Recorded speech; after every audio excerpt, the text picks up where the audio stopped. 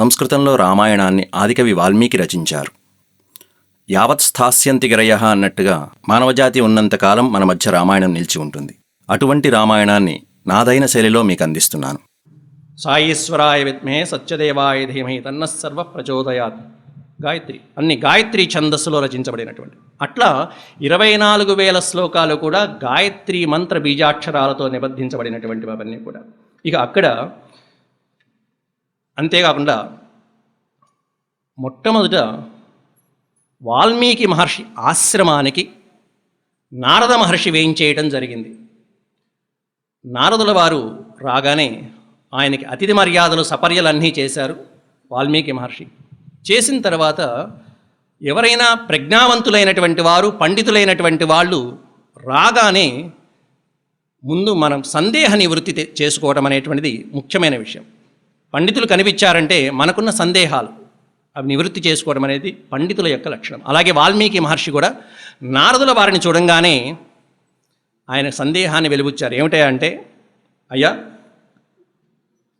ప్రధానమైనటువంటి నాయక లక్షణాలు 16 లక్షణాలు ఉన్నాయి. ఈ పవిత్రమైనటువంటి పుణ్య లక్షణాలు 16 లక్షణాలు కలిగినటువంటి వాళ్ళు ఎవరైనా ఇప్పుడు ఉన్నారా? కోన్వస్మిన్ సాంప్రతం లోకే గుణవాన్ కశ్చ వీర్యవాన్ ధర్మజ్ఞశ్చ కృతజ్ఞశ్చ సత్యవాక్యో దృఢవ్రతః. కోన్వస్మిన్ సాంప్రతం లోకే. సాంప్రతం అంటే ఇప్పుడు, ఎప్పుడో కాదు, ఇప్పుడున్నారా? ఎవరయ్యా అంటే ఈ 16 లక్షణాలు కలిగినటువంటి గుణవంతుడైనటువంటి ధీమంతుడైనటువంటి వాడు. చారిత్రేణ చకో యుక్తః సర్వభూతేషు కో హితః. సర్వభూతేషు కః హితః అంటే అన్ని ప్రాణులకి కూడా హితాన్ని కలిగించేవాడు ఉన్నాడా? సర్వభూతేషు కో హితః. విద్వాన్ కః కః సమర్థశ్చ కశ్చైక ప్రియదర్శినః. విద్వాన్ కః, విద్వాంసుడు ఎవరు? కః సమర్థః, సమర్థుడైనటువంటి వాడు ఎవరు? కః ప్రియదర్శినః. అసలు రామ అంటేనే రమయతే ఇది రామ, రమింపచేసేవాడు రాముడు. అందరినీ ఆనందింపచేసేవాడు ఎవరైతే ఉన్నారో ఆయనని రాముడు అంటారు. కాబట్టి ప్రియదర్శన. ఈ విధమైనటువంటి 16 లక్షణాలు చెప్పి ఇలాంటి మానవుడు భూలోకంలో ఇప్పుడున్నాడా అని నారదుల వారిని వాల్మీకి మహర్షి ప్రశ్నించారు. అనగానే, నాయన, ఇన్ని గుణాలు కలిగినటువంటి వాడు ఉండటం కష్టమే, కానీ ఒక్కడున్నాడు అని చెప్పి అక్కడ రాముని యొక్క చరిత్ర అంతా కూడా, అంటే రావణాసుడి సంహారం వరకు జరిగినటువంటి ఏ ఘట్టాలైతే ఉన్నాయో ఆ ఘట్టాలన్నిటినీ కూడా నారదుల వారు శ్రీరాముడు పుట్టిన దగ్గర నుంచి పట్టాభిషేకం వరకు జరిగినటువంటి కథాభాగాన్నంతా కూడా 100 శ్లోకాలలో ప్రవచించడం జరిగింది. ఇది నారదుల వారు వాల్మీకి చెప్పిన మొట్టమొదటి రామాయణం. రామాయణం చెప్పింది మొదట నారదుల వారు వాల్మీకి మహర్షికి. 100 శ్లోకాలు. దీన్నే బాలరామాయణం అని కూడా అంటారు. బాలరామాయణం. నిజంగా నా అదృష్టవశాత్తు మా నాన్నగారు, మా ఇంట్లో మేము 4 మొత్తం, నేను చిన్నవాడిని. ముందు మాకు అక్కయ్య, తర్వాత 3 అన్నదమ్ములు ఇద్దరికీ కూడా ఉపనయనాలు అయిపోయినాయి. ఉపనయనాలు అయిపోయిన తర్వాత నాకు ఉపనయనం చేయడం ఆపేశారు, చేయలేదు. ఇద్దరికీ చేశారు. ఇంట్లో 3 బ్రహ్మచారులు ఉండకూడదనే ఒక నియమం ఉంది, శాస్త్రం అది. 3 బ్రహ్మచారులు ఉండకూడదు ఎక్కడ. కాబట్టి 2 బ్రహ్మచారులే ఉండాలని నాకు ఉపనయనం చేయడం ఆపేశారు. వాళ్ళకి ఏ వయసులో చేయాలో ఆ వయసులో చేశారు. వీడికి ఉపనయనం చేయలేదు కదా అని చెప్పి నాకు మా నాన్నగారు నా 9వ తరగతి నేను చదువుతున్న సమయంలో, గాయత్రి నువ్వు చేసుకోవట్లేదు కాబట్టి వాళ్ళకి గాయత్రి ఫలితం దక్కుతున్నది అన్నయ్య వాళ్ళకి, నీకు గాయత్రి మంత్ర ప్రభావం లేదు కాబట్టి దాని బదులు ఇదిగో నాయన నీకు రామాయణం చెప్తున్నానని 9వ క్లాసులో ఈ బాలరామాయణం 100 శ్లోకాలు నాకు భట్టి వేయించారు. 100 శ్లోకాలు. అరగంట పట్టేది. తర్వాత పావుగంట, తర్వాత 10 నిమిషాల్లో ఆ 10 శ్లోకాలని ప్రతిరోజు వాళ్ళు సంధ్యావందనం చేసుకునే సమయానికి నేను పారాయణ చేసుకుంటూ ఉండేవాడిని. ఆ బాలరామాయణం ప్రభావమో ఏమో నన్ను ఈరోజు ఈ స్టేజి మీద రామాయణం చెప్పే స్థాయికి తీసుకొచ్చాయి నాకు. అంటే ఆ శక్తి ఆనాడు 9వ తరగతిలో నాన్నగారు ఇచ్చినటువంటి శక్తి, రామాయణ శక్తి, వాళ్ళని చూస్తూ నాకు సంధ్యావందనం చేయలేకపోతున్నాను, నేను గాయత్రి చేయలేకపోతున్నానని. ఎందుకంటే ఇది గాయత్రి యొక్క బీజాక్షరాలు ఇవన్నీ. కాబట్టి ఆ రామాయణ శక్తి గాయత్రి మంత్ర ప్రభావాన్ని తలదన్నేట్టుగా దానితో సమానమైనటువంటి ఫలితాన్ని నాకు కలిగించి ఈనాడు మీ ముందు ఈ వాక్కులని అందించేటువంటి విధంగా ఆ శక్తిని కలిగించింది ఆనాటి రామాయణమే. ఆ తర్వాత మా నాన్నగారి గురువుగారు తాడేపల్లి రాఘవ నారాయణ శాస్త్రి గారు చందోల్లో ఉండేవారు. పేరు కొంతమంది వినే ఉంటారు, సుపరిచితులు.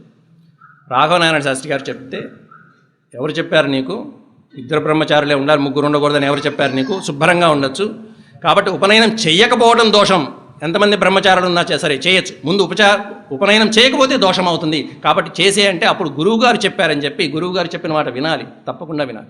కాబట్టి వెంటనే శాస్త్రి గారి యొక్క ఆజ్ఞతో ఉపనయనం చేయడం కూడా జరిగింది. తర్వాత గాయత్రి మంత్ర ప్రభావం కూడా, దీనికి తోడు ఆ గాయత్రి జప ప్రభావం కూడా నిజంగా ఈరోజు గౌరీశంకర దేవాలయంలో రామాయణ ప్రవచనానికి ఇంత శక్తిని కలిగించినటువంటి ప్రభావం అది. కాబట్టి నాన్నగారికి, ఆ దేవదేవులు అందరికీ కూడా నమస్కారం చేసుకుంటూ, ఇక ఎప్పుడైతే నారదుడు ఈ రామాయణ బాలరామాయణాన్ని బోధించి వెళ్ళిపోయారో, ఆయన వెళ్ళిన తర్వాత వాల్మీకి మహర్షి ధ్యాసంతా కూడా రామాయణం మీదే ఉంది, రామకథ. అంత పరమపావనమైనటువంటి రామచరిత్రని ఊహించుకుంటూ మాధ్యాందిన సంధ్యావందన కార్యక్రమాల కోసం అని చెప్పి గంగానది వైపు వెళ్తూ పక్కనే ఉన్నటువంటి తమసా నది తీరం దగ్గర ఆగిపోయాడు. వెళ్ళాల్సింది గంగానది వైపు, కానీ ఈలోపే తన శిష్యులైనటువంటి భరద్వాజులు మొదలైనటువంటి ఋషులతో పాటు కలిసి తమసా నది తీరంలో ఆగిపోయాడు అక్కడ. ఎందుకంటే ఒక్కొక్క చోట ఎప్పుడు ఏం చేయాలి, ఎలా జరుగుతుందనేది మనం చెప్పలేం, దైవ సంకల్పం. అక్కడ భగవంతుడు ఆపేశాడు ఆయన.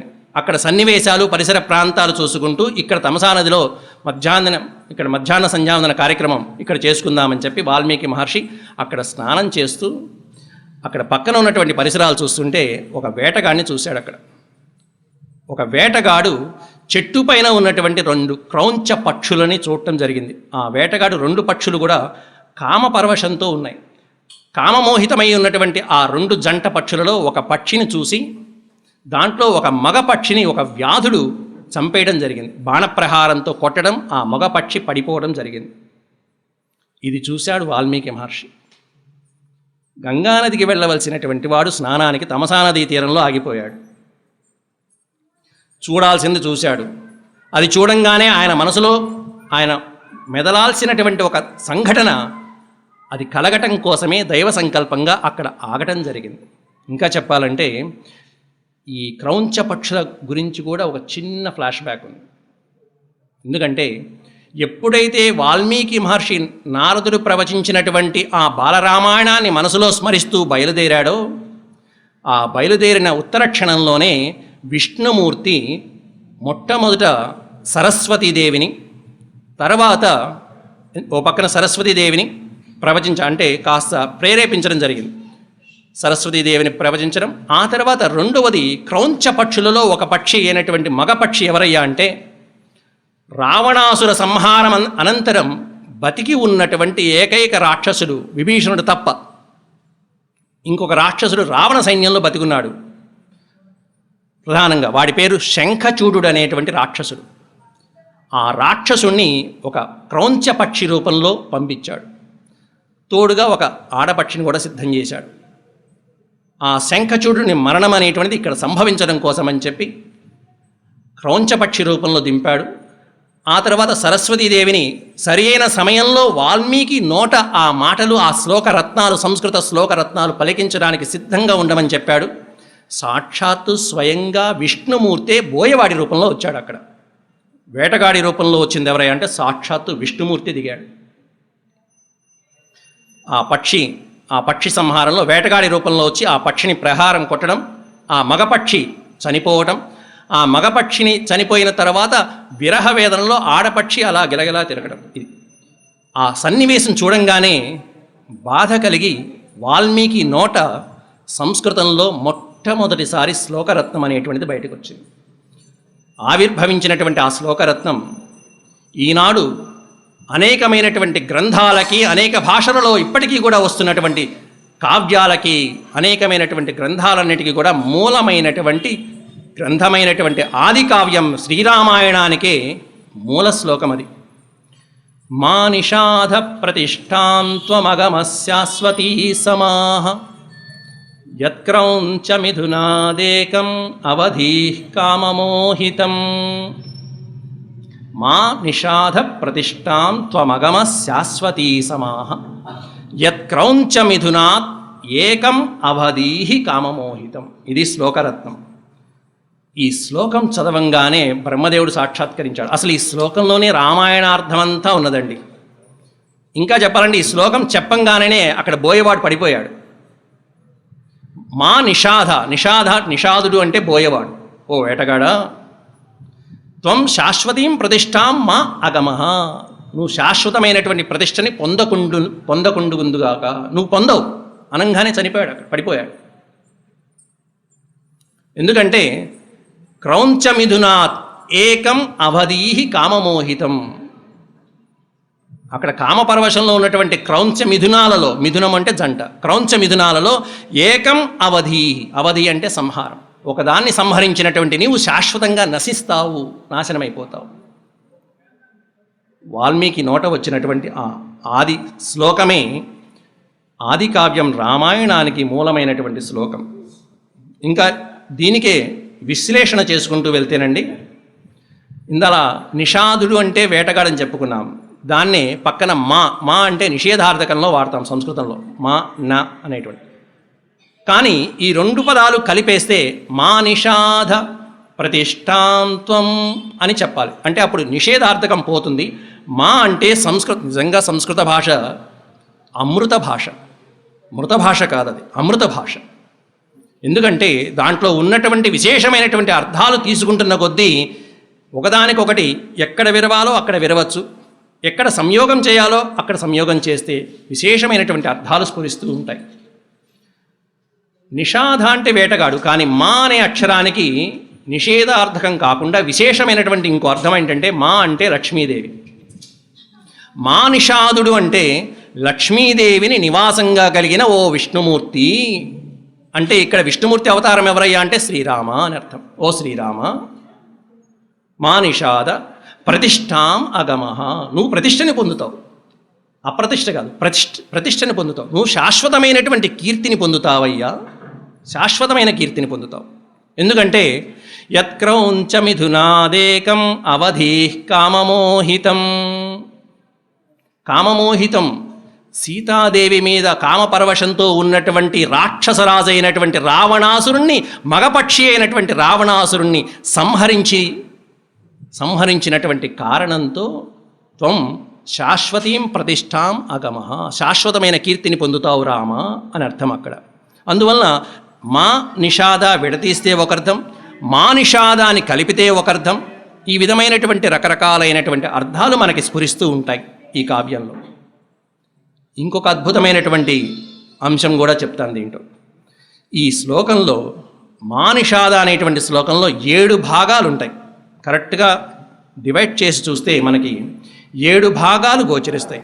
అవేంటంటే, మొదటిది మా నిషాద ఒక పార్ట్, ప్రతిష్టాం త్వమగమః అనేది 2వ భాగం, ప్రతిష్టాం త్వమగమః, శాశ్వతీ సమాహ అనేది 3వ భాగం, యత్క్రౌంచ మిథునాత్ అది 4వ భాగం అయితే, ఏకం 5వ భాగం, అవధీః 6వ భాగం, కామమోహితం 7వ భాగం. ఇలాంటి 7 భాగాలు కలిగినటువంటి శ్లోకరత్నం ఈ ఆది శ్లోకం. సంస్కృత భాషకే అనేక కావ్యాలకి ఆలవాలమైనటువంటి శ్లోకరత్నం మొదటి శ్లోకం 7 భాగాలు వచ్చిందండి. ఈ 7 భాగాలే 7 కాండలు. రామాయణంలో ఉన్నటువంటి 7 కాండలని ఏవైతే చెప్పానో ఆ 7 కాండలు ఈ శ్లోకంలోనే ఉన్నాయి. అవేంటంటే మా నిషాధ, మా అంటే ఇందాల అర్థం చెప్పానండి, లక్ష్మీదేవి. మా నిషాదుడు అంటే లక్ష్మీదేవిని నివాసంగా కలిగిన శ్రీరాముడు. అంటే వీళ్ళిద్దరికీ సంబంధించిన జననానికి సంబంధించినటువంటి కాండ బాలకాండ. ఇది మొదటి భాగం. అంటే సీతారాముల యొక్క జనన వృత్తాంతాన్ని వివరించినటువంటి కదా. మొదటి కాండ. రెండోది ప్రతిష్టాం త్వమగమః. ప్రతిష్టాం త్వం అగమః. నువ్వు ప్రతిష్టని పొందుతావు, శాశ్వతమైన ప్రతిష్టని పొందుతావు. ఎప్పుడు? రెండవ కాండ. పితృవాక్య పరిపాలన చేసి, ఏదైతే తండ్రి ఆజ్ఞాపించాడో, దశరథ మహారాజు ఆజ్ఞాపించినటువంటి ఆ ఆజ్ఞని నెరవేర్చి నువ్వు శాశ్వతమైనటువంటి కీర్తిని పొందిన కథాఘట్టం ఏదైతే ఉందో ఆ కథాభాగాన్ని అయోధ్యాకాండగా స్వీకరించారు. ఇది రెండవ భాగం ఈ శ్లోకంలో. మూడవది శాశ్వతీ సమాహ. శాశ్వతీ సమాహ అనే పదానికి అర్థం, ఇంకొక అర్థం ఎక్కువ దూరం ప్రయాణం చేయడం, ఎక్కువ రోజులు ప్రయాణం చేయడం. ఇది శాశ్వతీ సమాహ, మార్గంలో ఎక్కువ ప్రయాణం చేయడం. రాముడు ఎన్నో సంవత్సరాలు, 14,000 సంవత్సరాలు అరణ్యవాస జీవితంలో ఆయన నడక సాగుతూనే ఉంది, ప్రయాణిస్తూనే ఉన్నాడు, పయనం సాగుతూనే ఉంది. అలా నడిచినటువంటి కథాఘట్టం ఏదైతే ఉందో దాన్ని శాశ్వతీ సమాహ అరణ్యకాండగా తీసుకుంటాం. నాలుగవ భాగం యత్క్రౌంచ మిథునాదేకం. క్రౌంచ మిథునములు నాలుగవ భాగం. క్రౌంచ మిథునములు అంటే ఈ భాగంలో తారా వాలి, ఈ 2 క్రౌంచ మిథునాలు. పైన చెప్పినటువంటి ఆ శ్లోకరత్నానికే సీత మీద వ్యామోహపడినటువంటి రాముడు అని చెప్పుకున్నాం. దాంట్లోనే వాలి సుగ్రీవులలో వాలిని హరించి సుగ్రీవుడికి రాజ్యం అప్పగించినటువంటి ఓ శ్రీరామ, నీవు శాశ్వతమైన ప్రతిష్టని పొందుతావని రకరకాల అర్థాలు వస్తాయి ఆ శ్లోకరత్నంలో, ఎన్నో అర్థాలు. ఇక్కడ కూడా యత్క్రౌంచ మిథునాత్. క్రౌంచ పక్షులు అంటే ఇక్కడ కిష్కింధాకాండలో ఎక్కువగా ప్రధానమైన ఘట్టం. దాంట్లో దంపతులు తార వాలి, వీళ్ళిద్దరిలో మగపక్షిని సంహరించినటువంటి వాడు, వారిని సంహరించినటువంటి వాడు. కాబట్టి వాళ్ళిద్దరి యొక్క కథాభాగానికి సంబంధించినటువంటి ప్రధానమైన కాండ కిష్కింధాకాండ, 4వ కాండ. తర్వాత 5వది ఏకం. ఏకసత్పురుషోలోకే, ఒకే ఒక్కడున్నాడు సత్పురుషుడు, ఏకసత్పురుష, మహానుభావుడైనటువంటి వాడు. ఒక్కడి మీదే కథ నడిచిందంతా. రామాయణంలో ఒకే కాండ, రామభక్త హనుమాన్జీకి జై. అటువంటి హనుమంతుడి కథాభాగం ఏదైతే ఉందో ఏకం, ఒక్కడే కథానాయకుడు, ఇంకెవరు ప్రధానమైనటువంటి. అసలు ఎక్కడ రాముడు ఎక్కడో చివరి సర్గలో కనిపిస్తాడు ఆ సుందరకాండలో. అట్లాంటి హనుమంతుడి మీదే నడిచినటువంటి కాండ సుందరాకాండ ఏకం. తర్వాత 6వ కాండ అవధీహి. అవధీహి, అవధి అంటే సంహారం, సంహరించడం. ఎవరిని? రావణాసుర సంహారం జరిగినటువంటి ఘట్టం ఏదైతే ఉందో దాన్ని తెలిపినటువంటి కాండ యుద్ధకాండ, 6వ కాండ. చివరిది కామమోహితం. మానిషాద ప్రతిష్టాం త్వమగమ శాశ్వతీ సమాహ. యత్క్రౌంచ మిథునాదేకమవధీః కామమోహితం. చివరి కాండ కామమోహితం అని పెట్టారు. కామమోహితం అంటే సీతాదేవి ఓ పక్కన శ్రీరామచంద్ర ప్రభువు ఉన్నా కూడా పట్టణంలో చక్కగా 11,000 సంవత్సరాలు రాజ్య పరిపాలన చేసిన తరువాత, అయ్యా నాకు మళ్ళీ వనవాసాలు చూడాలనుంది, ఋషుల్ని చూడాలనుంది, అరణ్యాలకి వెళ్ళాలనని కోరిక ఏదైతే వెలిబుచ్చిందో ఆ కోరికని వెలిబుచ్చినటువంటి కాండ ఉత్తరకాండ సీతాదేవి యొక్క కామమోహితం. ఆ తర్వాత ఆవిడ అరణ్యాలు పాలవటం, లవకుశుల యొక్క వృత్తాంతమంతా ఉత్తరకాండకి సంబంధించినటువంటి. ఈ విధంగా ఈ మొదటి శ్లోకంలోనే 7 భాగాలు చేసుకుంటూ 7 కాండల్ని రూపొందించాడు మహానుభావుడు. అలా అనేక అర్థాలు మనకి. ఇంకా చెప్పాలంటేనండి, వేదాంతపరంగా కూడా ఒక అద్భుతమైనటువంటి రహస్యం దీంట్లో ప్రతిపాదించారు వాల్మీకి మహర్షి. వేదాంతపరంగా అంటే మనకి సుఖాలు చాలా ఉన్నాయి. అంటే మనోమయ ఇంద్రియ సుఖాలు అనేటువంటి జంట పక్షులు ఏవైతే ఉంటాయో, ఇక్కడ జంట పక్షులుగా మనం తీసుకోవాల్సింది మన సుఖాలు, మనసుకి సంబంధించిన సుఖాలు, ఇంద్రియాలకి సంబంధించిన సుఖాలు. ఈ మనోమయ ఇంద్రియమయ సుఖాలనేటువంటి జంట పక్షుల్ని అనుభవించి బాగా అనుభవించిన తర్వాత శోకగ్రస్తుడైనటువంటి సాధకుడు ఎవడైతే ఉంటాడో, ఎందుకంటే కొంతమందికి ఈ సుఖాలు అనుభవించి ఒక దశలో వైరాగ్యం వస్తుంది. దీనికోసమా మనం, ఇదా సంసారం అంటే అనేటువంటి స్థితి, ఆ స్థాయికి చేరుకునేటువంటి సజ్జనులు ఉంటారు కొంతమంది. అటువంటి సాధకుడైనటువంటి వాడి యొక్క శోకాగ్ని నుండి పుట్టినటువంటి శోకాగ్ని నుండి పుట్టినటువంటి ప్రధానమైనటువంటి జ్వాల ఏదైతే ఉంటుందో ఆ జ్వాల తమోగుణం అనేటువంటి కిరాతకుణ్ణి, లోపల మనసులో తమోగుణం ఉంటుంది, ఆ తమోగుణం అనేటువంటిది మనకి వెనక్కి లాగుతూ ఉంటుంది, సంసార జంజాటాల్లోకి లాగుతూ ఉంటుంది. అటువంటి తమోగుణం అనేటువంటి కిరాతకుణ్ణి, వాడు కిరాతకుడు, అటువంటి కిరాతకుణ్ణి అణిచివేసినప్పుడు అప్పుడు మనకి ఈ ఆత్మ పునర్జన్మ రాహిత్యాన్ని పొంది పరమాత్మలో లీనమై మోక్షాన్ని పొందుతూ ఉంటుంది. శాశ్వత పరమాత్మని మనం పొందగలుగుతాం. అంటే ఇక్కడ జంట పక్షులు ఏమిటాయా అంటే మన సుఖాలు. ఆ సుఖాలని మనం అణగొట్టుకున్నటువంటి సాధకుడు ఎవడైతే ఉంటాడో అటువంటి వాడు శాశ్వతమైన ప్రతిష్టని పొందుతాడు. ఇది ప్రధానమైన వేదాంతపరంగా వచ్చేటువంటి అర్థం. ఇన్ని రకాలైనటువంటి అర్థాలు వాల్మీకి రామాయణంలో ఒక్క శ్లోకంలోనే ఉన్నాయి. 24,000 శ్లోకాలు, ఒక్క శ్లోకానికే మనకింత పట్టింది. 24,000 శ్లోకాలు ఇలాంటివే. అట్లాంటి ప్రధానమైనటువంటి అమృతప్రాయమైనటువంటి శ్లోకాలను మనకి ప్రవచించారు వాల్మీకి మహర్షి. ఆ శ్లోకం వినంగానే భరద్వాజులు వెనకాల ఉన్నటువంటి శిష్యుల పని ఏంటంటే, ఆ కాలంలో గురువుగారు ఏదైనా చెప్పారు అంటే వెంటనే 10 మంది శిష్యులు 10 సార్లు వల్లె వేయటం, పైకి ఉచ్చారణ చేసుకుంటారు. అలా భరద్వాజ మహర్షి కూడా ఆ శ్లోకరత్నాన్ని ఉచ్చారణ చేసుకుని, అయ్యా మీరు ఫలానా శ్లోకం పలికారండి అనంగానే, అవునయ్యా బాగుంది, ఇదేదో ఎలా ఉందయ్యా అంటే ఆ శ్లోకం, పాదబద్ధో అక్షర సమః తంత్రీలయ సమన్వితః శోకార్తస్య ప్రవృత్తో మే శ్లోకో భవతు నాన్యథా. పాదబద్ధః అక్షర సమః, చక్కగా శ్లోకానికి తగ్గట్టుగా, శ్లోకం అంటే 4 పాదాలు ఉన్నాయి, 4 పాదాలు ఉన్నాయి, సమానమైన అక్షరాలు ఉన్నాయి, అనుష్టుప్ ఛందస్సు, ప్రతి పాదంలో 8 అక్షరాలు ఉండాలి. అక్షర సమః తంత్రీలయ సమన్వితః, చక్కగా సంగీతానికి తంత్రీ వాయిద్యాలతో వాయించడానికి ప్రధానమైనటువంటి సహకారాలు కూడా అందించడానికి ఉపయోగకరంగా ఉన్నటువంటి శ్లోకం ఇది. శోకార్తస్య ప్రవృత్తః, అటువంటి శోకము నుండి ఉద్భవించినటువంటి దీనిని మనం తప్పకుండా శ్లోకము అనొచ్చు. శోకము నుండి ఉద్భవించింది కాబట్టి శ్లోకః. శోకార్తస్య ప్రవృత్తో మే శ్లోకో భవతు నాన్యథా. ఇంకొకటి కానే కాదు ఇది అనంగానే బ్రహ్మ సాక్షాత్కారం కలిగింది. బ్రహ్మదేవుడు కిందకి దిగి వచ్చి, ఎందుకంటే ఆల్రెడీ సరస్వతి ఆయన నోట్లో ప్రవేశించింది, సరస్వతి ఆయన నోట్లో ఉండి, ఎందుకంటే విష్ణుమూర్తి ప్రేరేపించాడని చెప్పుకున్నాం ఇందాల. సరస్వతీదేవిని ప్రేరేపించడం చేత ఆ సరస్వతీదేవి యొక్క వాక్కులు వాల్మీకి నోట ఆ విధంగా శ్లోకరత్నంగా వచ్చేటప్పటికీ ఆవిడ్ని వెతుక్కుంటూ బ్రహ్మదేవుడు కూడా వచ్చాడు.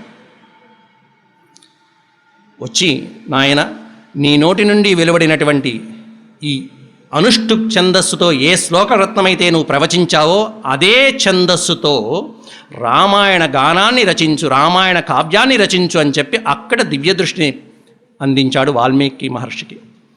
మచ్ఛందాదేవతే బ్రహ్మన్ ప్రవృత్తేయం సరస్వతి రామస్య చరితం సర్వం కురుత్వం ఋషి సత్తమా.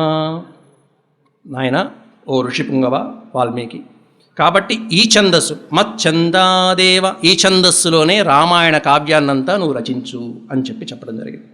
ఇక ఈ రామాయణ కావ్యం రచించాడు. మొత్తం 6 కాండలు 19,000 శ్లోకాలతో రచించాడు. రచించిన తర్వాత దీనికి ఎలా విశ్వవ్యాప్తి చేయాలి అని ఆలోచించాడు వాల్మీకి మహర్షి. ఎలా వ్యాప్తి చేయాలి అంటే, ఎదురుకుండా అదే సమయంలో ఆశ్రమంలో వాల్మీకి మహర్షి అలా ఒక్కసారి విష్ణుమూర్తిని స్మరించంగానే కళ్ళ ఎదురు ప్రత్యక్షమయ్యారు 2 పిల్లలు, కవల పిల్లలు, లవకుశలు. ఆ సమయంలో అంటే వాల్మీకి రామాయణం రాసిన సమయానికి లవకుశులు ఆయన పర్ణశాలలోనే ఉన్నారు.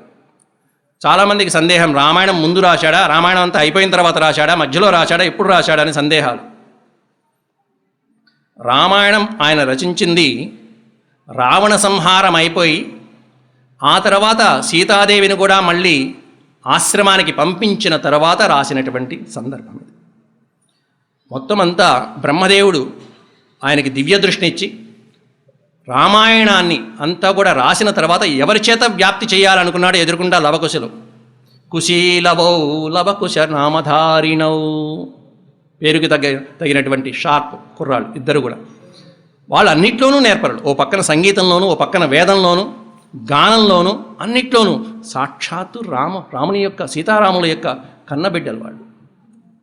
కాబట్టి జన్మతగానే అంటే పుట్టుకతోనే ఎన్నో అద్భుతమైనటువంటి శక్తులు వాళ్ళకు వచ్చేసాయి. అటువంటి లవకుశులను చూడంగానే వీళ్ళు సరి అయిన వాడు అనుకున్నాడు మనసులో.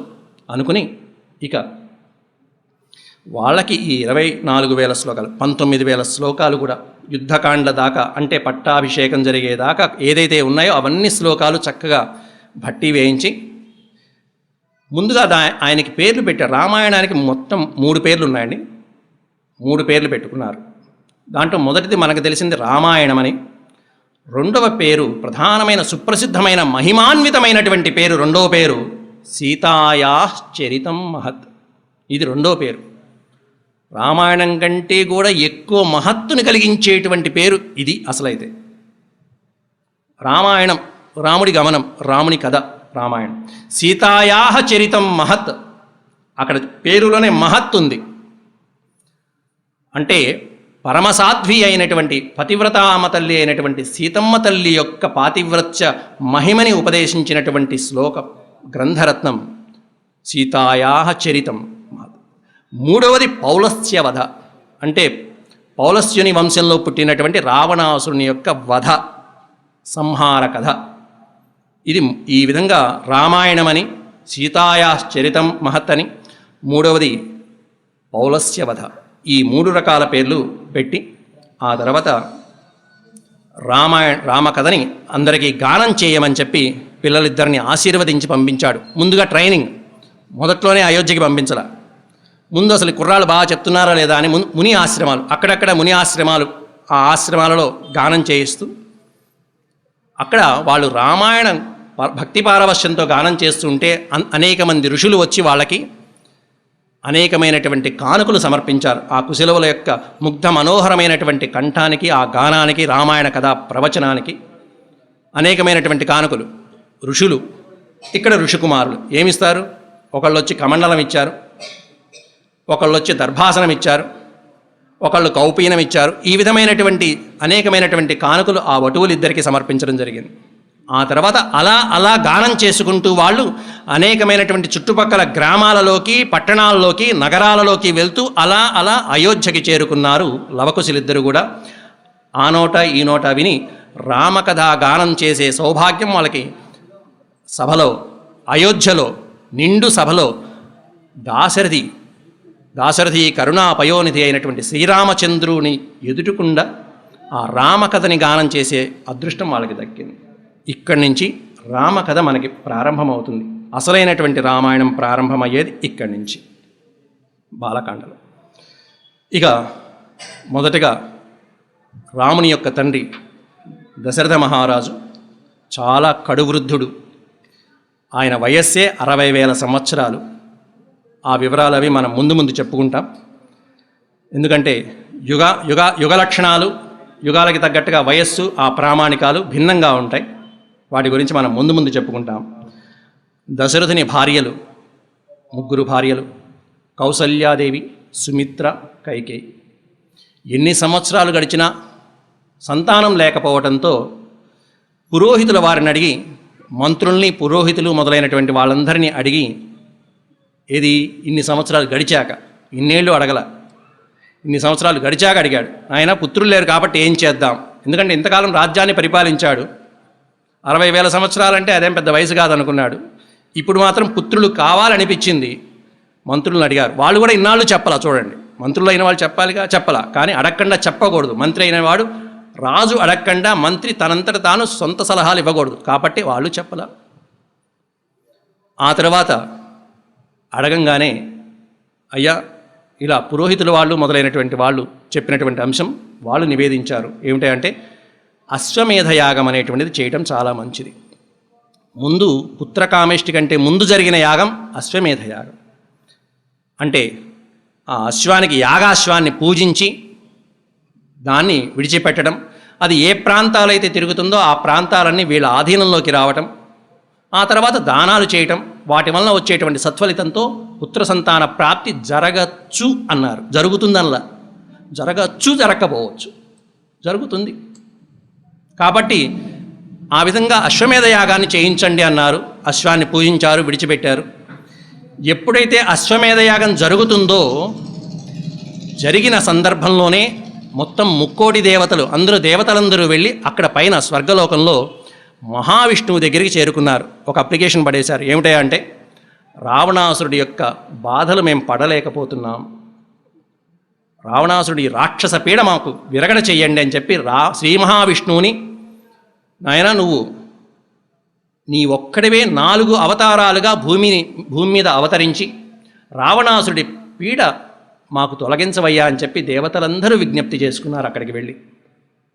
అదే సమయంలో ఎందుకు చేశారు?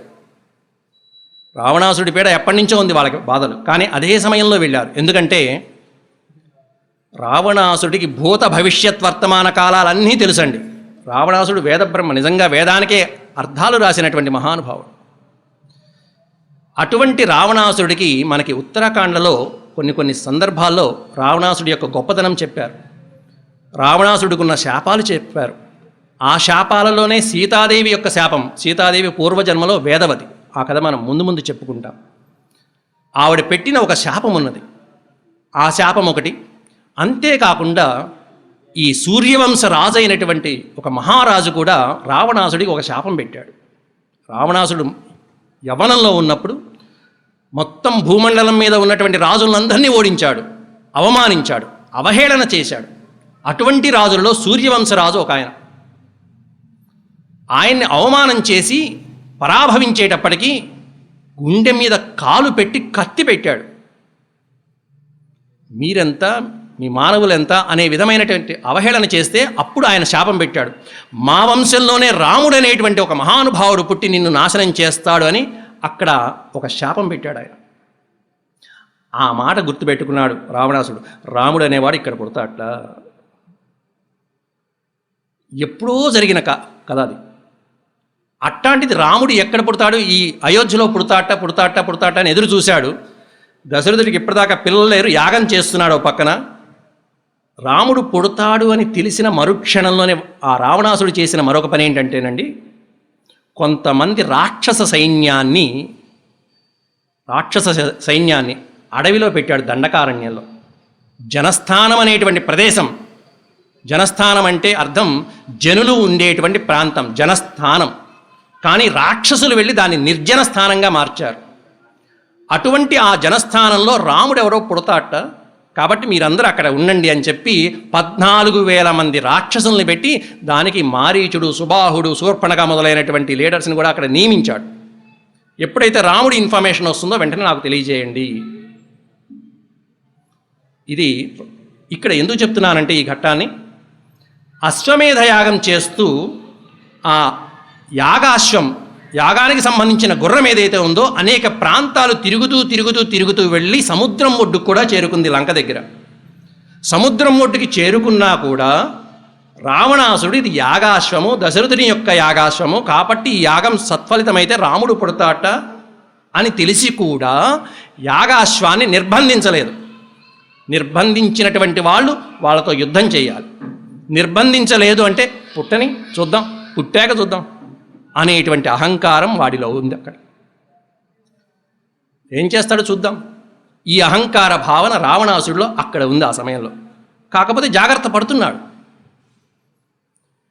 ఆ విధంగా అశ్వమేధ యాగం చేసినా, అశ్వం అక్కడికి వెళ్ళినా రావణాసుడు ఏ స్టెప్ తీసుకోవాలా, ఏ నిర్ణయం తీసుకోవాలా, ముందడుగు వెయ్యాల. అప్పుడు దేవతలు వెళ్ళాడు పైకి, విష్ణుమూర్తి దగ్గరికి వెళ్ళి, నాయన ఇలా జరిగింది కాబట్టి నువ్వు దిగాల్సిందే రంగంలోకి అన్నారు.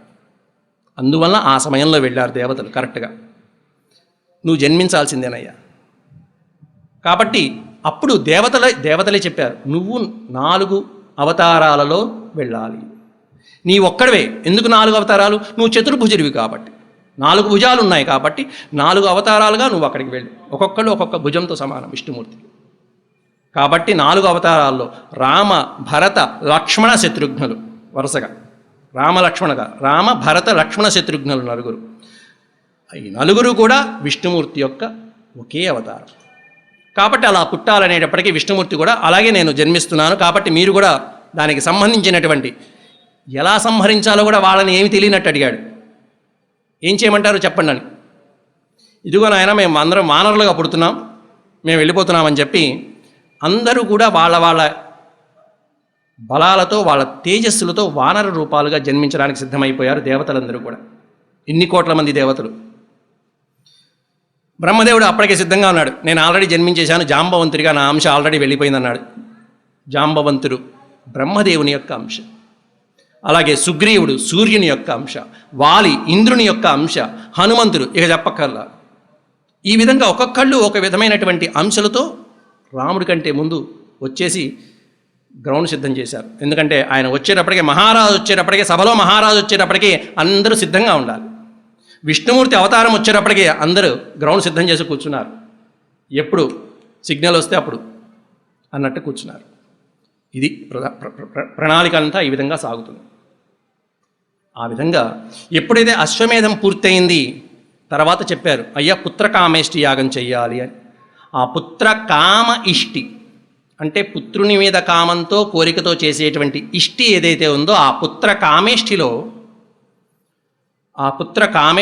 ఆ పృథ్వీజులు చదివినటువంటి వేదమంత్రాలకి చక్కగా అనుకున్న విధంగానే విష్ణుమూర్తి దశరథునికి జన్మించవలసిన సమయం ఆసన్నమవగానే యజ్ఞపురుషుడు పాయసంతో ప్రత్యక్షమై దశరథ మహారాజుకి యజ్ఞపురుషుడు ఆ పాయసాన్ని ఇచ్చి, నాయన ఇది మీ భార్యలకి పంచు, దీనివల్ల నీకు పుత్ర సంతానం కలుగుతుంది అనగానే దాంట్లో ఇక సరిసమానంగా భాగాలు పంచాడు. ముగ్గురు భార్యలే కదా, మరి నలుగురు పుత్రులు ఎలా వస్తారు? నలుగురు ఎలా కలగాలి? ముగ్గురే భార్యలు. కాబట్టి ఇక్కడ ప్రధానంగా రామాయణంలో చెప్పబడిన అంశం ఏంటంటే నిష్పత్తి, విభజన. ఇచ్చినటువంటి పాయసంలో సొగభాగం ముందు కౌసల్యాదేవికి ఇచ్చాడు పట్టప్రాణి, కౌసల్యకి సొగభాగాన్ని. తర్వాత అర్ధభాగంలో మళ్ళీ సొగం చేశాడు, అప్పుడు ఇద్దరికి రావాలి. దాంట్లో సొగభాగాన్ని తీసుకొచ్చి సుమిత్రకి ఇచ్చాడు. తర్వాత కైకేయికి సొగం ఉంటుంది కాబట్టి దాన్ని మళ్ళీ సొగం చేశాడు. సొగం చేసినప్పుడు చివరికి 2 భాగాలు అంటే 16 భాగాలు అనుకోండి. 16 భాగాల్లో 8 భాగాలు కౌసల్యవంతైతే మిగిలినటువంటి 8 భాగాల్లో 4 భాగాలు సుమిత్రకి, 4 భాగాలు కైకేయికి రావాలి. 4 భాగాలు సుమిత్రకి పంచాడు. మిగిలిన 4 భాగాల్లో 2 భాగాలు మళ్ళీ కైకేయికి ఇచ్చి మళ్ళీ 2వ భాగాన్ని మళ్ళీ సుమిత్రకి ఇచ్చాడు. అందువలన సుమిత్రకి 2 పిల్లలు, కౌసల్యకి రాముడు ఒకడు, అలాగే కైకేయికి ఒకడు, సుమిత్రకి మాత్రం 2 జన్మించడం జరిగింది. దీనికే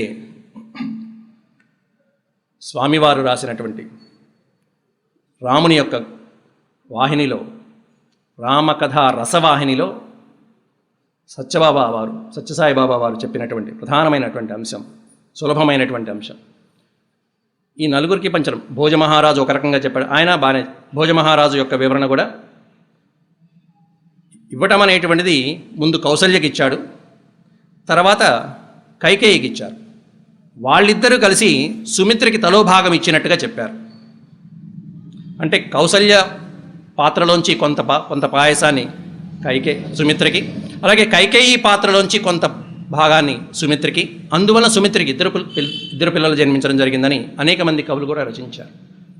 అలాగే సత్యసాయిబాబా వారు కూడా పాయసం తీసుకుని వారి భాగాలను తీసుకుని వెళ్ళిపోతుంటే సుమిత్రాదేవి మిద్దెపైకి వెళ్ళి ఆ పాయసాన్ని ఆరగించబోతుండగా ఒక గ్రద్ద వచ్చి ఆ పాయసాన్ని తీసుకువెళ్ళినట్టుగా, ఆ పాయసాన్ని తీసుకువెళ్ళిపోవడంతో సుమిత్ర కంగారు పడుతూ, అయ్యో నా పాయసం ఈ విధంగా గ్రద్ద తీసుకువెళ్ళిపోయింది, కాబట్టి ఎలా మహారాజు అడిగితే ఏం చెప్పాలి అనే కంగారులో ఉంటే అప్పుడు కౌసల్యాదేవి తన భాగంలో ఒక భాగాన్ని, అలాగే కైకేయీదేవి తన భాగంలో ఒక భాగాన్ని సుమిత్రకి పంచినట్టుగా, అందువల్ల సుమిత్రకి 2 పిల్లలు జన్మించినట్టుగా. నిజంగా వాళ్ళు పుట్టినప్పుడు కూడానండి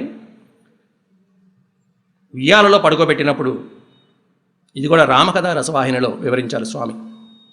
ఉయ్యాల్లో పడుకోబెట్టినప్పుడు నలుగురు బిడ్డల్ని 4 ఉయ్యాల్లో వేశారు. రాముడు బాగానే ఉన్నాడు, చక్కగా ఆడుకుంటున్నాడు, పాలు తాగుతున్నాడు. అలాగే భరతుడు బాగానే ఉన్నాడు, ఆడుకుంటూ పాలు తాగుతున్నాడు. కానీ లక్ష్మణుడు శత్రుఘ్నుడు మాత్రం కంటి మీద నిద్ర లేదు, అసలు ఏడుపు ఆపరో పక్కన పాలు ముట్టుకోవట్లే, అసలు విపరీతంగా ఏడుస్తున్నారు ఉయ్యాల్లో. తల్లి సుమిత్రాదేవికి ఏమర్థం కాల, ఏడు పాపట్ల పాలు తాగట్లా ఏమిటి? వెంటనే వశిష్ఠుల వారి యొక్క సలహా మేరకు ఆవిడ చేసిన పని ఏంటంటే, వశిష్ఠుల వారు వచ్చి చెప్పారు, అమ్మ ఇలా కాదు పడుకోబెట్టవలసింది, ఈ లక్ష్మణుని తీసుకువెళ్ళి రాముల వారి ఉయ్యాల్లో పడుకోబెట్టు, పక్కన పడుకోబెట్టు, ఈ శత్రుఘ్నుని తీసుకెళ్ళి భరతుని పక్కన పడుకోబెట్టు అన్నారు. ఎప్పుడైతే గురు ఆదేశంతో ఆ సుమిత్రాదేవి లక్ష్మణుని రాముడి పక్కన పడుకోబెట్టిందో, ఆ రామ స్పర్శకే పక్కన లక్ష్మణుడు హాయిగా ఆనందంగా నవ్వుతూ సంతోషంగా ఉండటం, హాయిగా పాలు తాగటం, శత్రుఘ్నుడు భరతుడి దగ్గర పడుకున్న వెంటనే ఏడుపు ఆపేయటం, ఆడుకుంటూ చక్కగా పాలు తాగటం. అది సాంగత్యం. ఇదే రీతిలో వాళ్ళు జీవించి అవతార పురుషులై ఉన్నంత, ఈ భూమిని పరిపాలించినంత కాలము ఈ విధంగానే సాగింది వాళ్ళ యొక్క అనుబంధం, అన్నదమ్ముల అనుబంధం. ఆ విధంగా సాగింది చక్కగా. ఈ విధమైనటువంటి ఎన్నో రకాలైనటువంటి భిన్నమైనటువంటి రచనల్లో అనేకమైనటువంటి విశ్లేషణలు ఈ సందర్భంలో జరిగాయి. అలాగే ఇక పాయస విశ్లేషణ అయిపోయింది. పిల్లలు జన్మించారు. పెద్దవాడు రాముడు, రెండోవాడు భరతుడు, తర్వాత లక్ష్మణుడు, తర్వాత శత్రుఘ్నుడు జన్మించారు. అలాగే రాముడు చైత్ర శుద్ధ నవమి, అందులోనూ పునర్వసు నక్షత్రంలో జన్మించారు శ్రీరాముడు వారు. అసలైతే ఈ కార్యక్రమం నవమి నాడు పెట్టుకోవాల్సింది, కానీ ఆ రోజు నాకు కుదరక నేను ఈ కార్యక్రమాన్ని మిస్ అయి చివరికి ఈరోజు కూడా మిస్ అవుతానేమో భయంతో తప్పకుండా ఈ కార్యక్రమాన్ని ఇక్కడికి వచ్చి మీ అందరికీ అభిమానానికి పాత్రుడవుదామని ప్రయత్నిస్తున్నా. అలా ప్రధానంగా పునర్వసు నక్షత్రంలో రాముల వారు పుట్టారు నవమి నాడు. నవమి నాడు ఎవరైనా పుట్టారంటే గుర్తుపెట్టుకోండి, మనలో ఎవరైనా నవమి నాడు పుట్టారు అంటే ముక్కుసూటిగా వెళ్తారు. అంటే ధర్మం ఇది అంటే ఇక అక్కడి నుంచి ఒక్క అడుగు అటు ఇటు ఉండదు. ఇంకా ఇది ధర్మం అంటే అంతే. ఇట్లా ఈ విధంగా ఒక్కొక్క రాశి రోజు ఎవరు ఏ విధంగా జన్మించారు అనేటువంటి విశ్లేషణలు రామాయణంలో వర్ణించనటువంటి విషయం లేదండి. రామాయణంలో వర్ణించని శాస్త్రం లేదండి. అన్ని రకాల శాస్త్రాలు, అది వాస్తు అవ్వచ్చు, జాతకం అవ్వచ్చు, తర్కశాస్త్రం, న్యాయశాస్త్రం, మీమాంస శాస్త్రం, అన్ని శాస్త్రాలు రామాయణంలో మనకి గోచరిస్తాయి. ఒక్క రామాయణ గ్రంథాన్ని మనం చదవగలిగితే, చదివినా విన్నా, దాన్ని అర్థం చేసుకోవడానికి ప్రయత్నించిన ఎన్నో శాస్త్రాలు మనకి అంతర్లీనంగా అవగతమవుతూ ఉంటాయి. ముందు ముందు వాటి విషయాలు కూడా ఎన్నో ధర్మ సూక్ష్మాలు నేను సమయానుకూలంగా ప్రస్తావిస్తూ వెళ్తాను. పునర్వసు రోజు ఆయన పుట్టారు. తర్వాత రోజు భరతుడు పుట్టాడు. ఆ తర్వాత రోజు ఇద్దరు లక్ష్మణ శత్రుఘ్నులు ఇద్దరు పుట్టారు. అంటే ఒక్కొక్క రోజు తేడా, అంతే. సంవత్సరాలు కూడా ఒక్క రోజు తేడాతో, అది కూడా ఒక నక్షత్రం తేడాతో పుట్టారు. పెరిగి పెద్దవాళ్ళు అవుతూ వాళ్ళ బాల్య క్రీడలతో విద్యాభ్యాసం వశిష్ఠుల వారి దగ్గర నుంచి ఆరంభించి ఎంతోమంది చక్కగా విద్యాభ్యాసాల్లో అన్ని శస్త్రాలలో ఆరితేరి నిష్ణాతులుగా అటు వేదాలు, సంగీతము, అన్ని యుద్ధ విద్యలు నేర్చుకుంటున్నారు పక్కన అవుతూ ఉండగా, ఆ విధంగా 12 సంవత్సరాల విద్యాభ్యాసం అంతా కూడా 12 సంవత్సరాల వరకు సాగిన తర్వాత విశ్వామిత్రుల వారు ఆయన యాగ సంరక్షణ కోసమని చెప్పి, ఆ యాగ సంరక్షణ కోసమని చెప్పి శ్రీరామచంద్రుణ్ణి అడగటం కోసమని చెప్పి అయోధ్య నగరానికి వచ్చారు. అసలు ఈ అయోధ్య అంటే ఏంటి, ఈ అయోధ్యకు ఉన్నటువంటి విశేషం ఏంటి అనేటువంటిది రేపు నేను అయోధ్యాకాండ గురించి చెప్పినప్పుడు చెప్తాను. అదే ఒక పావుగంట పడుతుంది. అసలు అయోధ్య అంటే ఏంటి అని. ఆ విశ్వామిత్రుల వారు యాగ సంరక్షణ, ఆయన యాగం చేస్తున్నారు 6 రోజులు, ఒక మహాయాగం. ఆ యాగంలో ఆయన మౌనంగా ఉంటారు కాబట్టి యాగంలో, ఆయన ఆశ్రమంలో జరుగుతున్నటువంటి యాగానికి మారీచ, సుబాహులు అనేటువంటి రాక్షసులు అక్కడ విఘ్నాలు కలిగిస్తున్నారు కాబట్టి యాగ రక్షణ కోసం రాముణ్ణి తీసుకువెళ్ళటం కోసం దశరథుని దగ్గరికి వచ్చి అడిగాడు, మహారాజా యాగ సంరక్షణ కోసం నీ కుమారుణ్ణి పంపించు అంటే, అప్పుడు దశరథుడు, నాయన ఊన షోడశ వర్ష, షోడశ వర్ష అంటే 16 సంవత్సరాలు, ఊన అంటే చిన్నవాడు, తక్కువ వయస్సు, 16 సంవత్సరాల ప్రాయం కూడా లేనటువంటి పసివాడయ్యా నా రాముడు. నువ్వా అక్కడ రాక్షసుల్ని సంహరించడానికి అంటున్నావు, పైగా అందులోను మారీచుడు అంటున్నావు. మారీచుడు ఇంద్ర సమానుడైనటువంటి బలం కలిగినటువంటి వాడు మారీచుడు. అటువంటి మారీచ సంహారానికి పసివయస్కుడైనటువంటి వాడు, 16 ఏళ్ళు కూడా నిండనటువంటి వాడు, 16 కూడా కాదు, అప్పటికి 12 ఏళ్ళే. ఈ వయసు నేను మళ్ళీ అరణ్యకాండలో సీతాదేవి మాటల ద్వారా నేను నిర్ధారించి చెప్తాను. నేను మళ్ళీ అరణ్యకాండలో సీతాదేవి ఒక సందర్భంలో ప్రస్తావించింది ఆయన వయస్సు, అది నేను చెప్తాను. కాబట్టి 16 ఏళ్ళు కూడా నిండనివాడు అని ఇక్కడ దశరథుడు అన్నాడు. అట్లాంటి నా రాముడిని పంపించడం కాదు, నేను వస్తాను, నన్ను తీసుకువెళ్ళు. నేను రాక్షస సంహారం చేసి నీ యాగానికి రక్షగా నేనుంటానయ్యా, నన్ను తీసుకువెళ్ళు, దయచేసి నా మాట. ఎన్నిసార్లు ప్రార్థించినా విశ్వామిత్రుడు ఒకటే మాట మీద ఉన్నాడు, నేను అడిగింది రాముణ్ణి, నిన్ను కాదు. నువ్వు పంపించావా పంపించు, లేకపోతే నీ చేత కాదని చెప్పి వెళ్ళిపోతా. ఇక్ష్వాకు వంశరాజులు మాట తప్పారనుకుంటా, వెళ్ళిపోతా.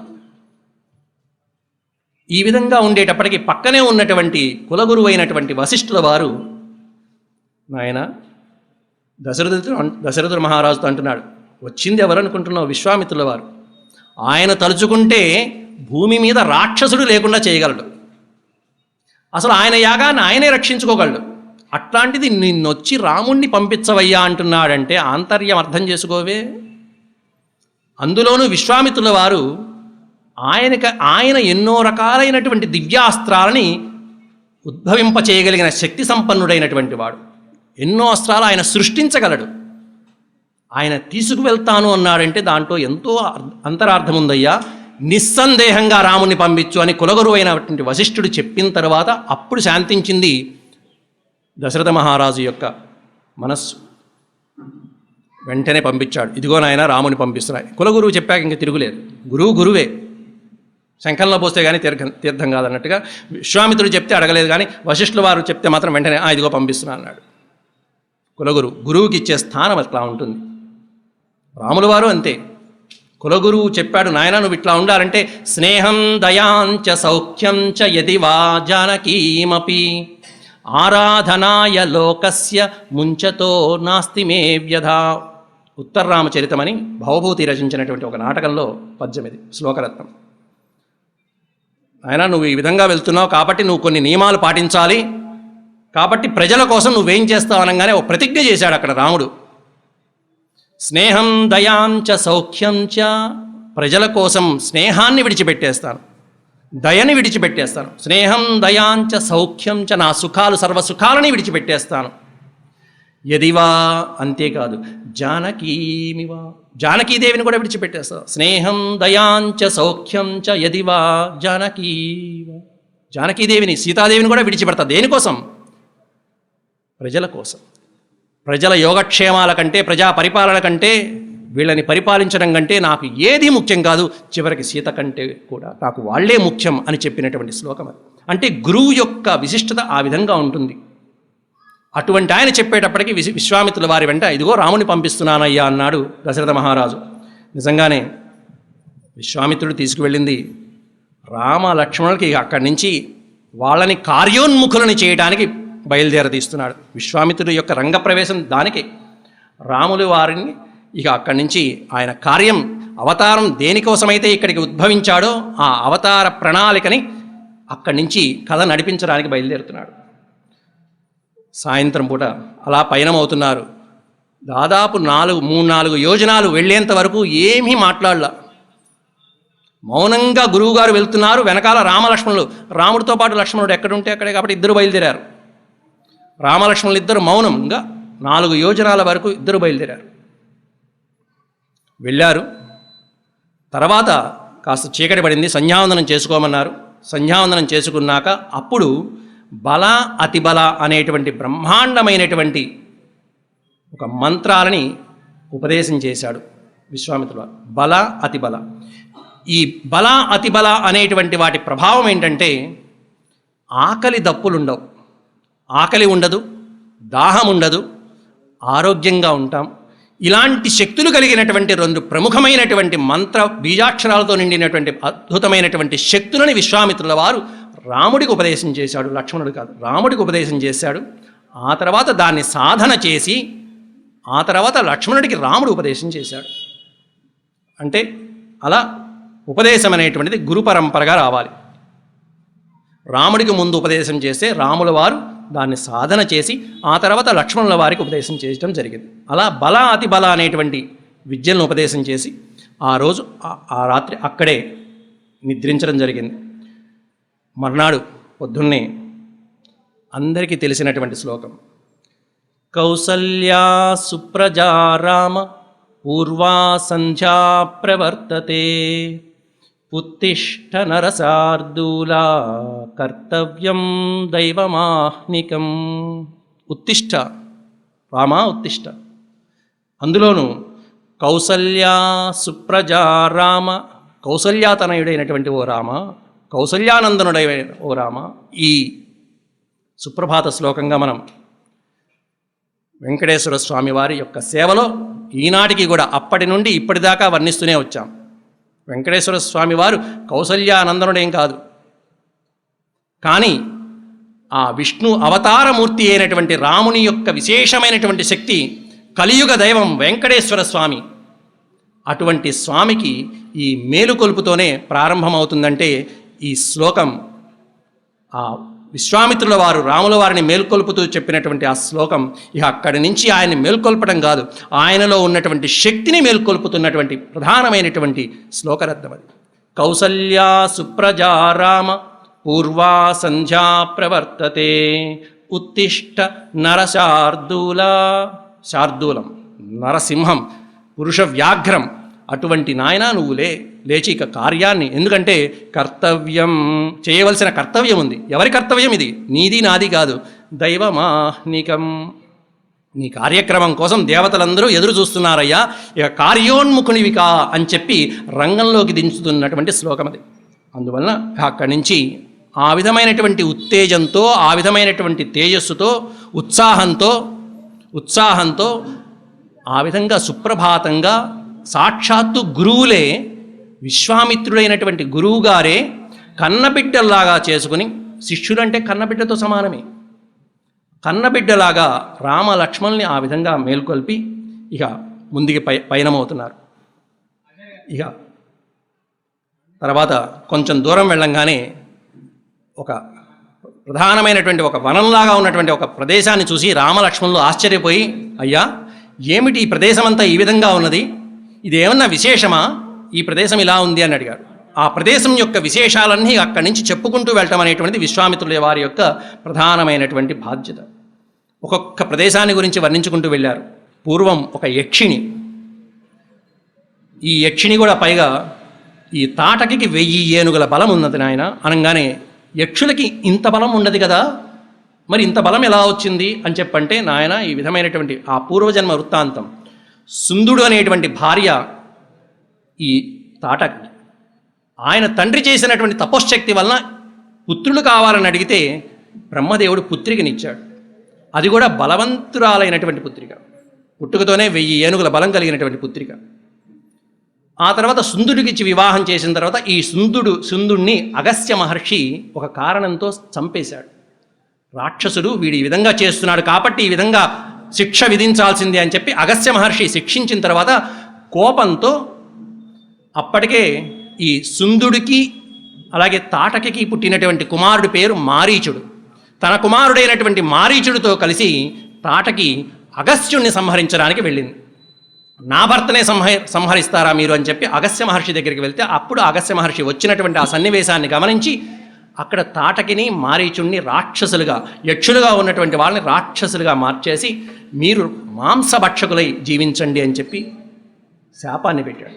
ఇక అక్కడి నుంచి వాళ్ళు ఆ అగస్త్య మహర్షి ఉన్నటువంటి ప్రాంతాన్నంతా అల్లకల్లోలం చేస్తూ అక్కడ నరమానవుడు అనేటువంటి వాడు లేకుండా కేవలం వాళ్ళ రాజ్యమా అన్నట్టు చేసుకుంటున్నటువంటి ప్రాంతం ఒకప్పుడు అది అగస్త్య మహర్షి ప్రాంతం. అది ఆ తర్వాత ఆ విధమైనటువంటి వర్ణన అంతా చేసుకుంటున్న ఆయన ఇంకా కాస్త దూరం 1 యోజనం ముందుకు వెళ్తే మనకి ఈ తాటకి మనకి కనిపించవచ్చు, కాబట్టి మీరు జాగరూకులై ఉండండి అని చెప్పి రామలక్ష్మణులకి ఇద్దరికి కూడా విశ్వామిత్రుల వారు చెప్పడం జరిగింది.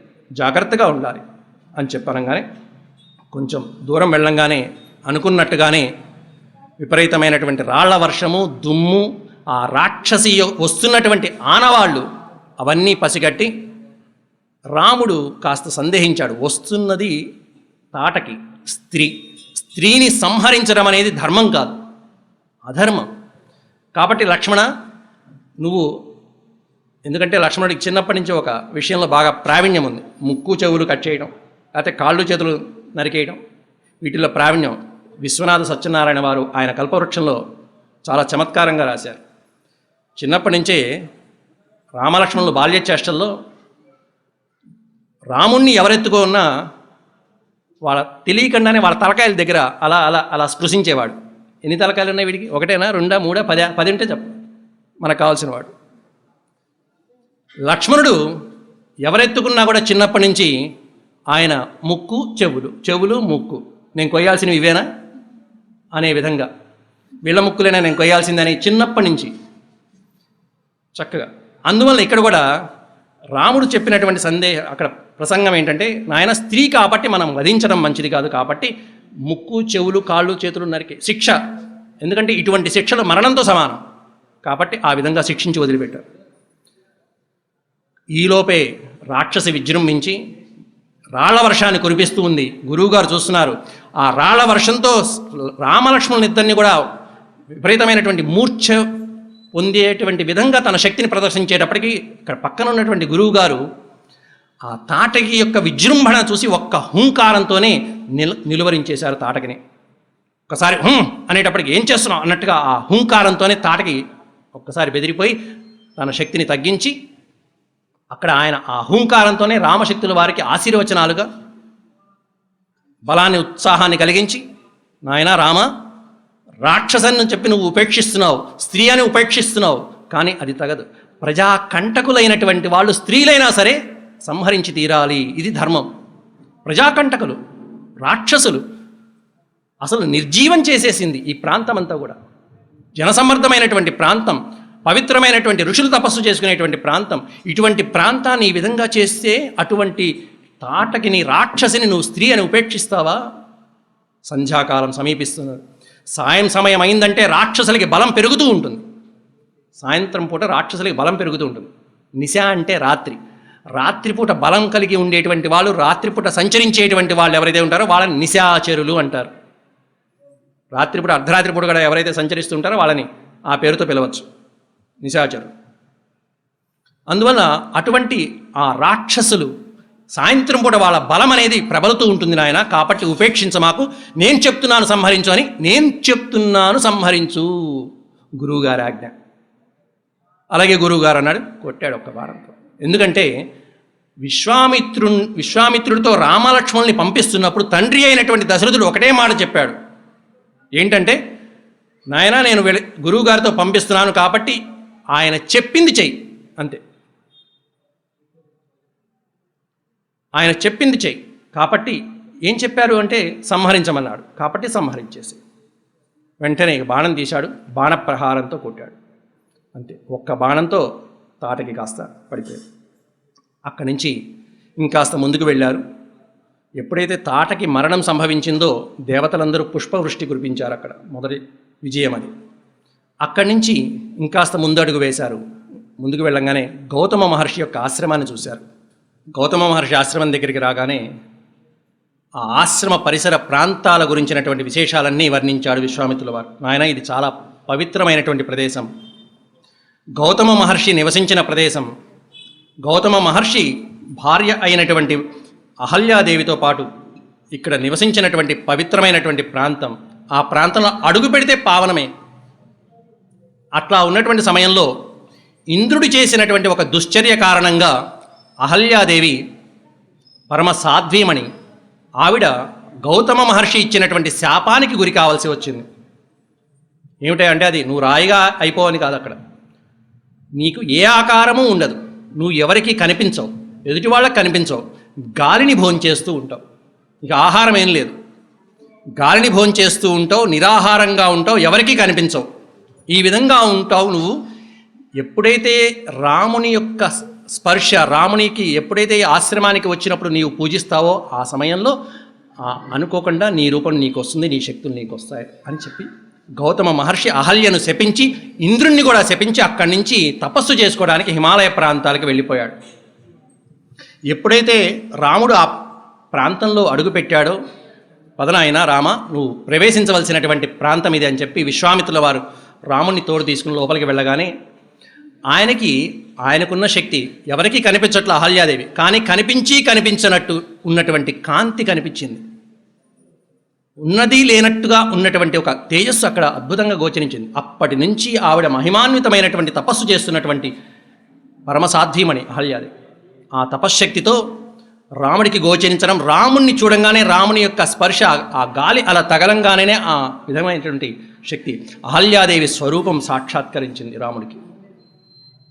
ఆ అహల్యాదేవికి వెంటనే రాముడు నమస్కారం చేసిన తర్వాత అహల్యాదేవి కూడా భర్త గౌతముడు చెప్పినటువంటి మాటలు గుర్తు చేసుకుని అప్పుడు అహల్యాదేవి కూడా రాముడికి నమస్కారం చేసి అతిథి మర్యాదలన్నీ చేస్తుంది, సపర్యలన్నీ చేసి. ఆ తర్వాత రాముడికి ఆవిడ ఇవ్వవలసిన తపశ్శక్తులు కూడా ఇచ్చింది. అక్కడ ఎప్పుడైతే రాముడు ఆ గౌతమ మహర్షి ఆశ్రమంలో ప్రవేశించాడో, అహల్య శాప విమోచనమైపోయిందో, గౌతమ మహర్షి వెంటనే అక్కడ ప్రత్యక్షమయ్యాడు. ప్రత్యక్షమవడం, ఇద్దరూ వాళ్ళకి రామలక్ష్మణులకి అతిథి సత్కారాలు చేయడం, నమస్కరించడం, వాళ్ళకి ఇవ్వవలసిన శక్తులు ఇవ్వడం, పంపించడం. ఇది సాగిన కథ. అక్కడి నుంచి యాగ ప్రదేశానికి చేరుకున్నారు. విశ్వామిత్రుడి యాగం జరగాల్సింది 6 రోజులు.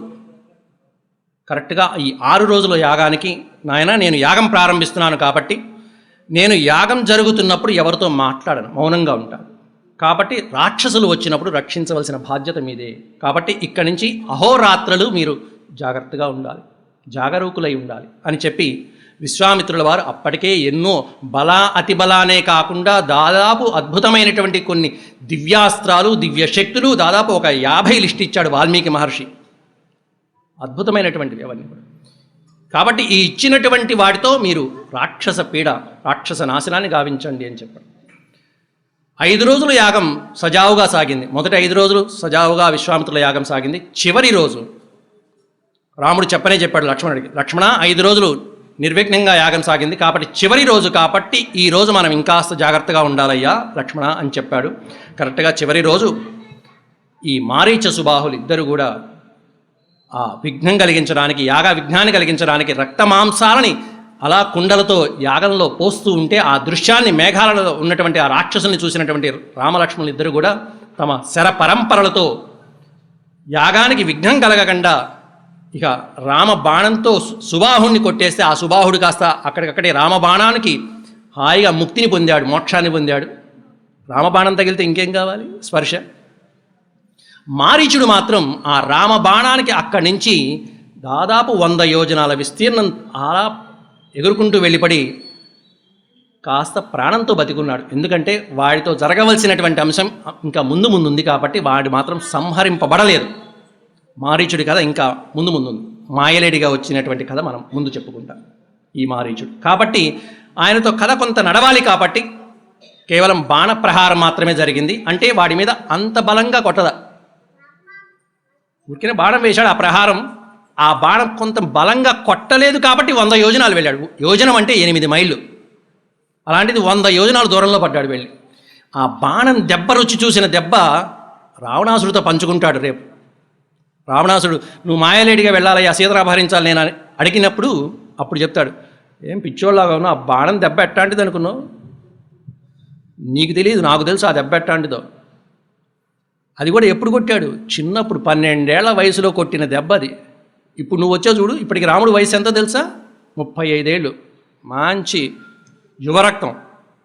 ఇప్పుడు కొట్టాడంటే నువ్వు నేను కాదు, లంకే ఉండదు అని చెప్పి, అసలు నువ్వు రామారామ అంటే రా అంటేనే ఇక్కడ వణికిపోతున్నా నేను, రకారాదీని నామాని అంటాడు. అక్కడ రకారం మీద ఏ పదం వచ్చినా సరే నా ఒంట్లో వణుకు పుడుతుంది తెలుసా నీకు అంటాడు మారీచుడు. అంటే రథం అనే పదం మీద దాంట్లో రా ఉంది. అట్లా రకారాదీని నామాని, రా అనే అక్షరంతో ఏ పదం స్టార్ట్ అయినా సరే వణుకు పుడుతుంది. ఆ విధంగా కొట్టాడు. ఆ దెబ్బ రుచి చూసిన వాడు మారీచుడు. అందువల్ల ఈ కథ నడవాలి కాబట్టి వాడిని అంత గట్టిగా కొట్టలే రాముడు. యాగం పరిసమాప్తి అయింది. 6 రోజుల యాగం నిర్విఘ్నంగా సాగింది. విశ్వామిత్రుల వారు చాలా సంతోషించారు. నాయన నీ వల్ల చక్కగా యాగం పరిసమాప్తి అయింది నాయన, చాలా సంతోషం అని చెప్పి వాళ్ళిద్దరిని, ఆ పుత్రులిద్దరిని, చిరంజీవులిద్దరిని ఆశీర్వదించి ఇంకొక యాగం ఉంది పదండి అన్నాడు. ఇదేంటి చెప్పింది ఒక యాగమేగా, ఆయన నాన్నగారు ఏం చెప్పారు, గురువు గారు చెప్పింది వినమన్నారు, పదండి పదాం. ఇక్కడ యాగం అయిపోయింది. ఇంకో యాగం ఏమిటి అంటే ధనుర్యాగం. మిథిలా నగరంలో ఒక యాగం జరుగుతున్నది ధనుర్యాగం అని. అక్కడికి వెళ్దాం పదండి అని ఇక ఈ పెళ్లి కుమారుల్ని ఇద్దరిని కూడా పెళ్లి మండపానికి తీసుకెళ్ళడానికని బయలుదేరాడు. ఎందుకంటే అక్కడ పెళ్లి చేయించే కార్యక్రమం మిథిలా నగరంలో ఉంది కాబట్టి విశ్వామిత్రుల వారు యాగం అనే వంకతో, ధనుర్యాగం అనేటువంటి వంకతో వెళ్దాం పదండి నాయన అని చెప్పి, అక్కడ శివధనస్సు ఉంది. మిథిలా నగరాన్ని పరిపాలిస్తున్నటువంటి ఆ జనక మహారాజు దగ్గర ఉన్న శివధనస్సు, ఆ ధనస్సును చూసొద్దాం పదండి అనే వంకతో తీసుకువెళ్ళాడు. ఆ శివధనస్సు కూడా మిథిలాధిపతి అయినటువంటి పూర్వం జనకుడి కంటే ముందు దేవరాతుడు అనేటువంటి ఆయనకి శివుడు పరమేశ్వరుడు న్యాసంగా ఇచ్చినటువంటి ధనస్సు. న్యాసము అంటే నువ్వు ఉంచు, నేను తర్వాత తీసుకుంటాలే అని అట్టిపెట్టినటువంటి ధనస్సు. జనకుడి కంటే పూర్వుడైనటువంటి వాడు దేవరాతుడు అనేటువంటి ఆయన దగ్గర ఆ శివధనస్సుని ఉంచి పరమేశ్వరుడు ఉంచును ఆయన అని న్యాసంగా అట్టి పెడితే ఆ తర్వాత అది జనకుడికి ఆ తర్వాత తరతరాలుగా వస్తున్నది. ఆ వచ్చినటువంటి ధనస్సుని పూజించి ఇటువంటి ఈ శివధనస్సుని ఎవరైతే ఎక్కువ పెడతారో ఆ ఎక్కువ పెట్టినటువంటి వాళ్ళకి సీతమ్మనిచ్చి వివాహం చేస్తాను అని చెప్పి ఆయన ప్రకటించడం జరిగింది. ఆ ప్రకటించిన తర్వాత ఆ కథంతా కూడా విశ్వామిత్రుడు దారిలో మిథిలా నగరానికి ప్రయాణం అవుతూ ఉండగా ఆ కథనంతా వివరించాడు. వెళ్ళిన తర్వాత కూడా ఆ శివధనస్సు యొక్క గొప్పతనాన్ని జనక మహారాజు చక్కగా వివరంగా వివరించి, నాయన ఇప్పటి వరకు ఎంతోమంది రాజులు వచ్చారు, దీన్ని ఎక్కుపెట్టడానికి ప్రయత్నించారు. స్వయంవరం ఇక్కడ ఒక్కసారిగా అందరూ రాజులు వచ్చి చేయలేదండి.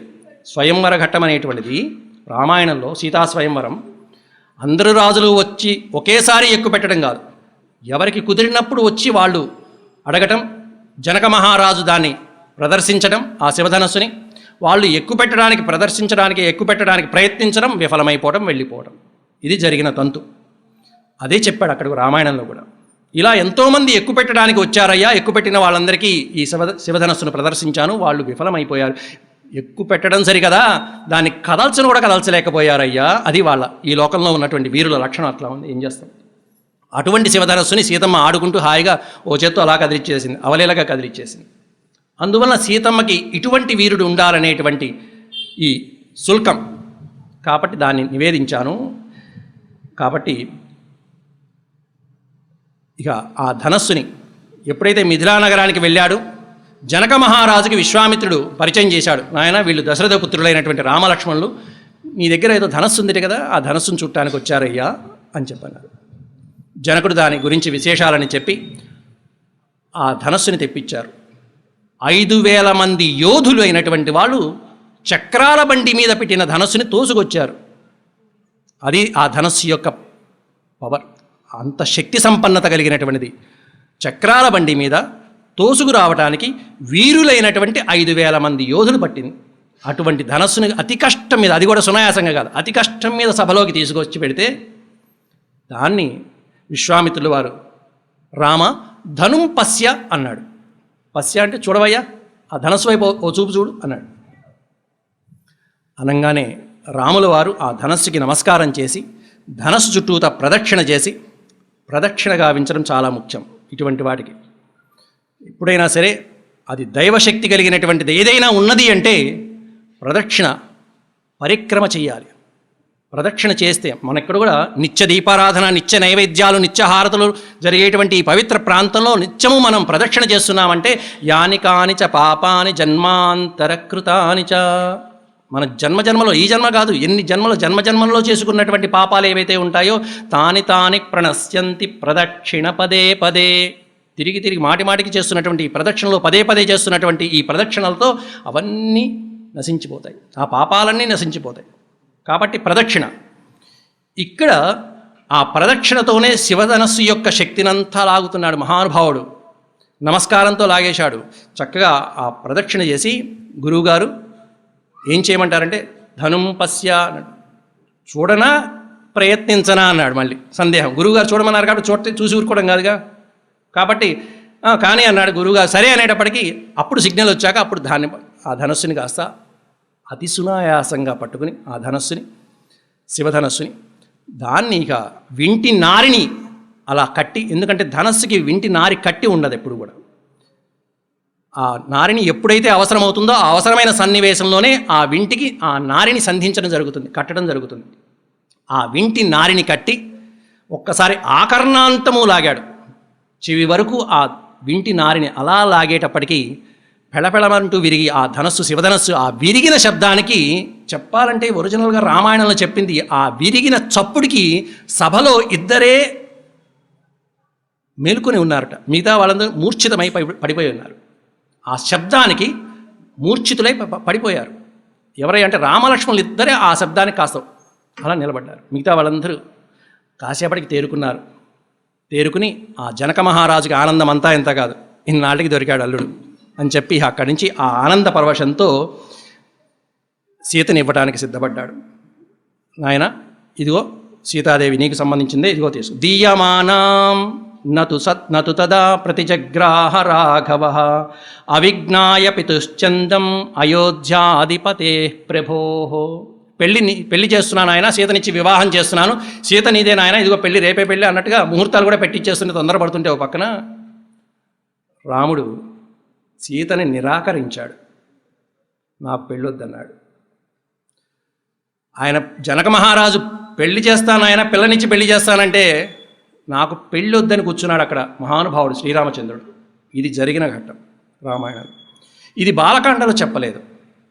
అయోధ్యాకాండలో 118 అధ్యాయాలుంటే చివరి అధ్యాయంలో సీతాదేవి నోట వాల్మీకి పలికించాడు ఈ అసలైనటువంటి మెలిక. అయోధ్యాకాండలో 118వ అధ్యాయం చూస్తే దాంట్లో మా నాన్న యాగరక్షణకి పంపించాడు, పెళ్ళికి కాదు. మా నాన్న దశరథ మహారాజు పంపించింది యాగరక్షణకి. నాయన యాగాన్ని రక్షించాలట, వెళ్ళు అన్నాడు. యాగాన్ని రక్షించా. మళ్ళీ ఈయన రెండో యాగం అన్నాడు, ధనుర్యాగం అన్నాడు, బోనస్. మళ్ళీ అది కూడా చేసుకొచ్చాను, శివధనుర్భంగం కూడా కలిగించాను. ఇప్పుడు పెళ్ళి అంటే మాత్రం నాన్న ఉండాల్సిందే. మా నాన్న లేకుండా పెళ్ళా, అమ్మా నాన్న దగ్గర లేకుండా పెళ్ళా. దీయమానాన్నతు తదా ప్రతిజగ్రాహ రాఘవ. ఈవిడ ఆ అనసూయాదేవి ఆ అనసూయాదేవికి చెప్పినటువంటి అసలు విషయం ఇది, చెప్పినటువంటి శ్లోకం. దీయమానాం నతు తదా ప్రతిజగ్రాహ రాఘవ ప్రతిజగ్రాహ స్వీకరించలేదు. అవిజ్ఞాయ పితుశ్చందం అయోధ్యాధిపతి ప్రభో. అయోధ్యాధిపతి అయినటువంటి ఆ దశరథ మహారాజుకి తెలియకుండా నేను వివాహం చేసుకోను. పెళ్లి చేయాలంటే తండ్రి ఉండాల్సిందే, తప్పకుండా ఉండాలి. ఈ సంస్కారం నిజంగా ఈనాడు యువతలో ఎంతమందికి ఉందో గ్రహించండి. తల్లిదండ్రులకి తెలియకుండా పెళ్లి చేసుకోకూడదు. ఇక్కడ 12 సంవత్సరాల వయసులో ఉన్నటువంటి బాలరాముడు ఆ వయసులోనే అంత మానసిక పరిపక్వతకు వచ్చాడంటే చూడండి. అది కూడా సీత ఒక కారణం చెప్పింది. సీతాదేవి అక్కడ అనసూయాదేవికి ఈ విషయాలన్నీ చెప్తూ భర్తని వెనకేసుకొచ్చింది. అదంటే మా పెళ్లి చేసుకోపోవటం అట్లా అంటారేంటి? అలాగే ఉండాలి.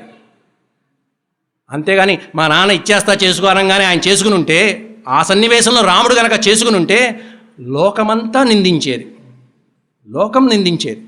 ఎందుకంటే రేపు మొత్తం విశ్వానికి ప్రధానంగా మొత్తం ప్రపంచానికందరికీ కావలసినటువంటి చక్రవర్తి సార్వభౌముడు అయినట్టు. అట్లాంటి ఆయన తండ్రికి తెలియకుండా పెళ్లి చేసుకున్నాడు, వివాహం చేసుకున్నాడంటే అది ఎంత అప్రతిష్ట ఆయనకి, ఆ దశరథ మహారాజుకి ఎంత అప్రతిష్ట అది. కాబట్టి అంత చిన్న వయసులోనే ఇంత కూలంకషంగా ఇంత చక్కగా నిశిత పరిశీలన చేసినటువంటి వాడమ్మ నా నాథుడు శ్రీరాముడు అన్నది అక్కడ. అంటే భర్తని వెనకేసుకొచ్చింది అక్కడ. అంత సన్నివేశం. మరి ఎప్పుడు చేసుకున్నాడంటే ఇక చేసేది లేక జనక మహారాజు వెంటనే పురోహితులతో వెంటనే పంపించి దశరథ మహారాజుని పరివారంతో రమ్మని కబురు పెట్టిన తర్వాత దశరథ మహారాజు సపరివారంగా వచ్చిన తర్వాత అప్పుడు ఆయన అంగీకారం తీసుకున్నాక పెళ్లి జరిగింది. అప్పటిదాకా రాముడు మొండిపడుతూ కూర్చున్నాడు. నాన్న వస్తేనే పెళ్ళి, నాన్న ఉంటేనే పెళ్ళి, నాన్న చేస్తేనే పెళ్ళి. నిజంగా ఈనాటి యువత అలా ఉందా చూడండి. మన సాంఘిక పరిస్థితులు నిజంగా రామాయణ మహాభారతాల నుంచి మనం నేర్చుకోవాల్సిన అంశాలు ఇట్లాంటివే. ఇందాక చెప్పాను, రామాయణ మహాభారతాలు ఇప్పటికీ కూడా నిలిచి ఉన్నాయంటే దానికి కారణం ఏంటి అనేటువంటివి ఇదే కారణాలు. ఇట్లాంటివి ఎన్నో సాంఘికమైనటువంటి అంశాలు అప్పటికి ఇప్పటికీ ఎలా ఉన్నది అనేటువంటి అంశాలు. అంటే రామాయణంలో మనం నేర్చుకోవాల్సింది ఇలా ఉండాలి, రాముడిలాగా ఉండాలి, ఎలా ఉన్నాడు అనేటువంటిది ఒక ప్రధానమైనటువంటి అంశాలు మనం చూసి నేర్చుకోవాల్సిన అంశాలు. ఆ విధంగా అంటే ముందు ధర్మరక్షణే ధ్యేయంగా పెట్టుకుని అలా నడవాల్సినటువంటి చక్రవర్తి అయినటువంటి ఈ చక్రవర్తి కాబోయే చక్రవర్తి అయినటువంటి ఈ యువరాజు శ్రీరామచంద్రుడు ఇలా తండ్రికి తెలియకుండా పెళ్లి చేసుకున్నాడంటే అది ఎంత అవమానం అంటూ చిన్న వయసులోనే ఈ విధంగా చేసినటువంటి రాముని పరిపక్వ దశను మెచ్చుకుంటూ సీతాదేవి అనసూయాదేవితో తన ఆనందాన్ని పంచుకుంటూ అక్కడ చెప్పినటువంటి అంశం. బాలకాండలో మాత్రం పెళ్లి నిరాకరించాడు ముందు, తర్వాత దశరథ మహారాజు సపరివారంగా వచ్చాక వివాహం జరిగింది. ఆ తర్వాత జరిగిన సన్నివేశంలో ఇలా రాముడు పెళ్లి వద్దంటం అనేటువంటిది ఒకటైతే కుశనాభుని వృత్తాంతం అనేటువంటిది ఒకటి జరిగింది. కుశనాభుడు అనేటువంటి మహారాజు, ఆయనకి 100 మంది ఆడపిల్లలు, 100 ఆడపిల్లలు కూడా అత్యంత సుందరీమణులు, చక్కగా లావణ్యవంతులు. అంతేకాదు అందరూ కూడా, అందరిలో ఐకమత్యం ఉంది, అందరిది ఒకటే మాట. అట్లాంటి 100 కన్యల మీద వాయుదేవుడు కన్నేశాడు. వాయుదేవుడు నేను మిమ్మల్ని వివాహం చేసుకుంటాను అని చెప్పి 100 మంది కన్యల్ని అడిగితే వాళ్ళందరూ ఒకటే మాటతో వాయుదేవుణ్ణి చాలా సున్నితంగా నిరాకరించారు. వాయుదేవుణ్ణి ఎందుకంటే పితాహి ప్రభురస్మాకం, మాకు తండ్రే ప్రభువు, పితాహి ప్రభురస్మాకం, మా నాన్నగారు ఎవరిని అమ్మ మీకు భర్త ఈయన అని చెప్తే వాళ్ళని మేము భర్తగా స్వీకరిస్తాం అని 100 మంది కుమార్తెలు కూడా వాయుదేవుణ్ణి నిరాకరించడంతో కోపించినటువంటి వాయుదేవుడు వాళ్ళని గూనివాళ్ళుగా చేశారు, కురూపులుగా మార్చేశాడు. అందగత్తెలు కూడా కురూపిగా మారిపోయారు. అయినా సరే తండ్రి దగ్గరికి వచ్చి, నాన్న ఇలా జరిగింది, వాయుదేవుణ్ణి నిరాకరించడం వల్ల మాకు ఇలా జరిగింది. నిజంగా చెప్పాలంటే వాయుదేవుణ్ణి కూడా శపించగలిగినటువంటి వాళ్ళు ఆ 100. అయినా సరే క్షమాగుణాన్ని మించిన గుణం లేదు. అటువంటి క్షమాగుణంలో మీరందరూ ఐకమత్యంతో ఈ విధంగా వాయుదేవుని క్షమించారమ్మా, చాలా మంచి పని చేశారని చెప్పి తండ్రి మెచ్చుకుని తర్వాత ఒక మంచి మహారాజుని ఇచ్చి వివాహం చేశాడు. ఆ మహారాజు మనసు చూశాడు, అందం చూడాల. ఆ మహారాజుతో వివాహం జరిగిన మరుక్షణంలో వాళ్ళు మళ్ళీ వాళ్ళ స్వరూపాలు వాళ్ళకు వచ్చాయి. ఎందుకు చెప్తున్నానంటే వివాహ వ్యవస్థ ఎలా ఉండేది పూర్వకాలం, తల్లిదండ్రుల యొక్క మాట మీద పిల్లలు ఏ విధంగా ఉండేవాళ్ళు, వాళ్ళని ఎంత ఆదరించేవాళ్ళు అంటానికి రామాయణంలో ఈ 2 అంశాలు, బాలకాండలో మనం గట్టిగా పట్టుకోవచ్చు. ఈ అంశాలు వివాహ సందర్భంలో.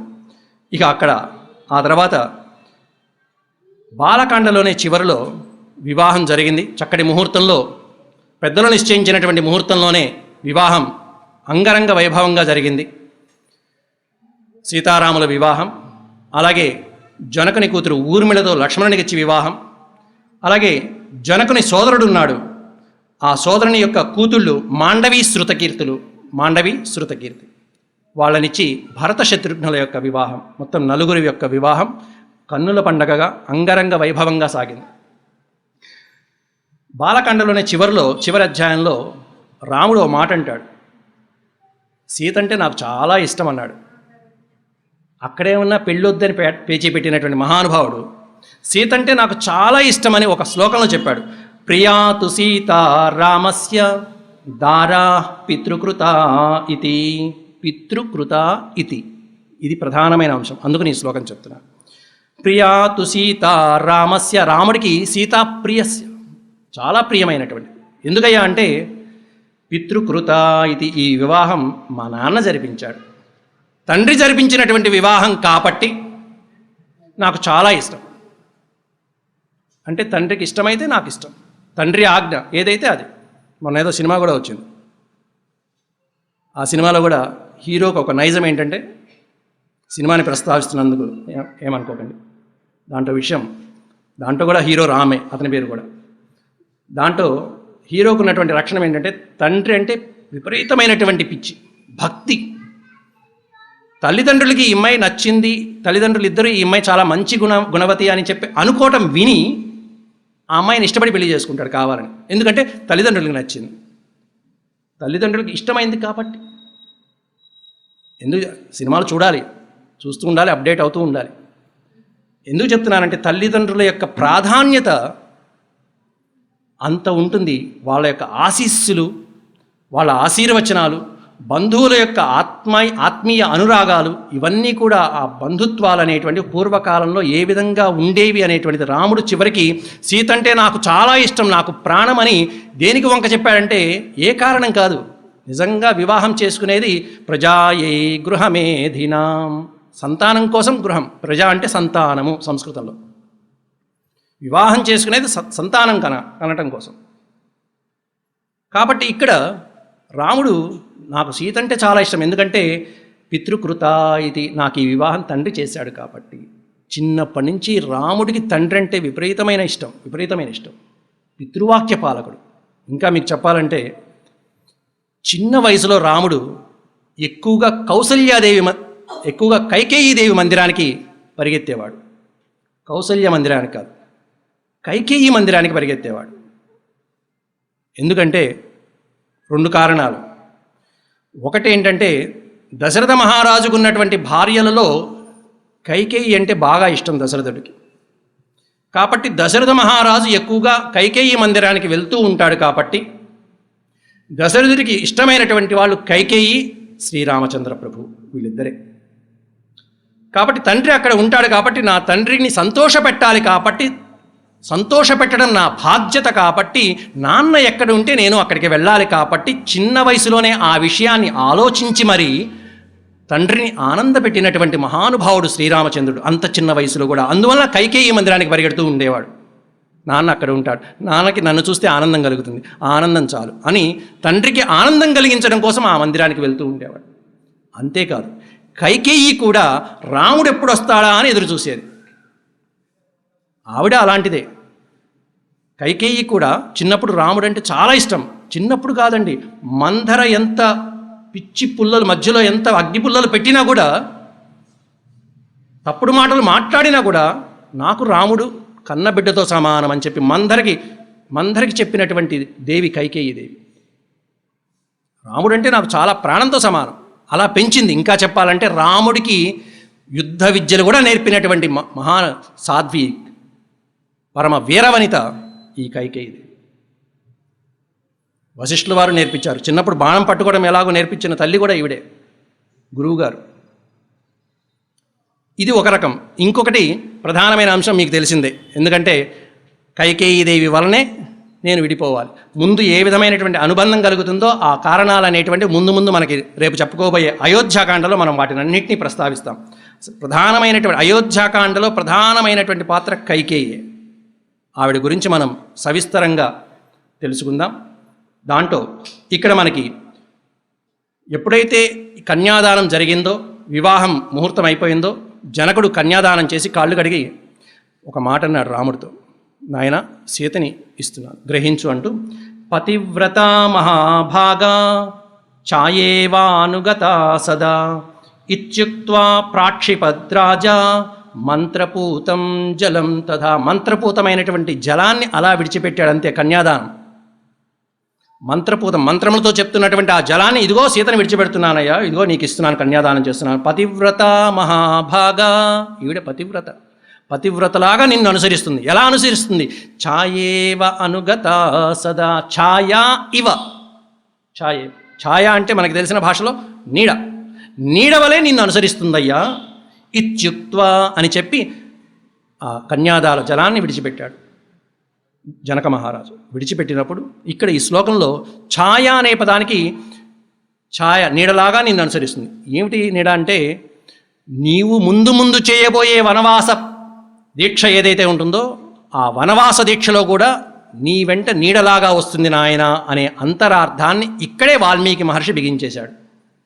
నువ్వు ముందు వనవాసాలకు వెళ్తున్నావు కదా, ఆ వనవాసాలకి నువ్వు ఎక్కడికి వెళ్ళినా ఛాయా ఇవ అనుగత సదా, నీడలాగా వెంటాడే పరమ పతివ్రత అయినటువంటి సీతని గ్రహించు నాయన అంటూ జనక మహారాజు కన్యాదానం చేశాడు. ఇక సీత రాముణ్ణి వరించడం, ఆ తర్వాత లక్ష్మణ, ఊర్మిళ, అలాగే భరత, మాండవి, అలాగే శృతకీర్తి, శత్రుఘ్నుడు అంటేనే శత్రుఘ్న అంటే శత్రువుల్ని జయించగలిగినటువంటి వాడు. శత్రువులంటే మన అంతఃశత్రువులైనటువంటి కామ, క్రోధ, లోభ, మోహ, మదమాశ్చర్యాలను జయించేటువంటి వాడు. అట్లాంటి శత్రుఘ్నుడు. రామాయణంలో ఏ ఒక్క పాత్రని కూడా మనం తక్కువ చేయడానికి లేదండి, అన్ని అద్భుతమైనటువంటి పాత్రలే. ఇంకా చెప్పాలంటే కొన్ని సందర్భాల్లో కొంతమంది రాక్షసుల పేర్లు చెప్తున్నా, వాళ్ళు చేసిన దుశ్చర్యలు చెప్తున్నా రక్తం మరిగిపోతూ ఉంటుంది. ఇంత నీచమైనటువంటి వాళ్ళ వీళ్ళని చంపేస్తే బాగుండు, దొరికితే కొడితే బాగుండు.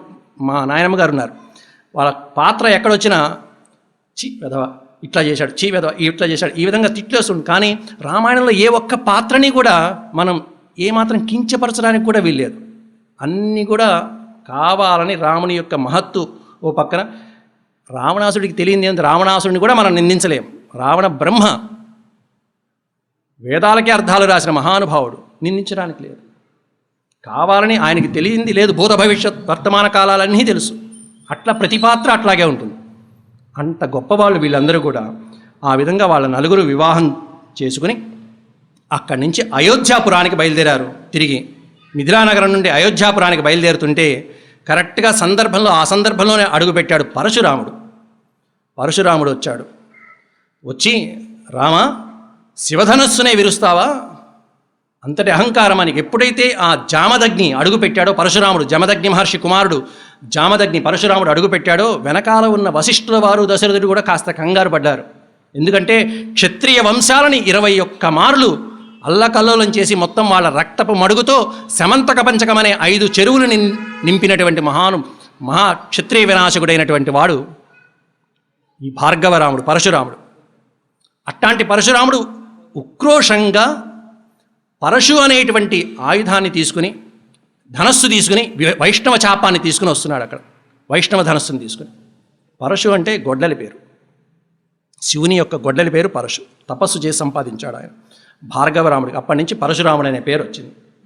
ఆ వైష్ణవ చాపాన్ని తీసుకుని, రామ, శివధనస్సునే విరుస్తావా? ఏది, ఈ ధనస్సుని విరుచూస్తానని చెప్పి ఆ ధనస్సుని చేతికి అందించాడు.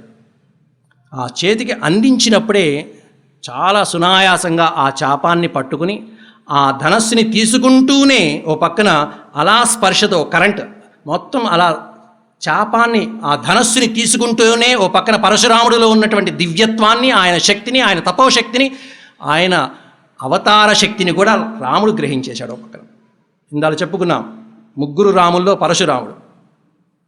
ఈ రాముడి అవతార శక్తిని అంతా రాముడు గ్రహించిన ఆయన, ఇక నేను వచ్చాను చూసుకుంటా, నువ్వు వెళ్ళిపో, నీ పన్ను చూసుకో.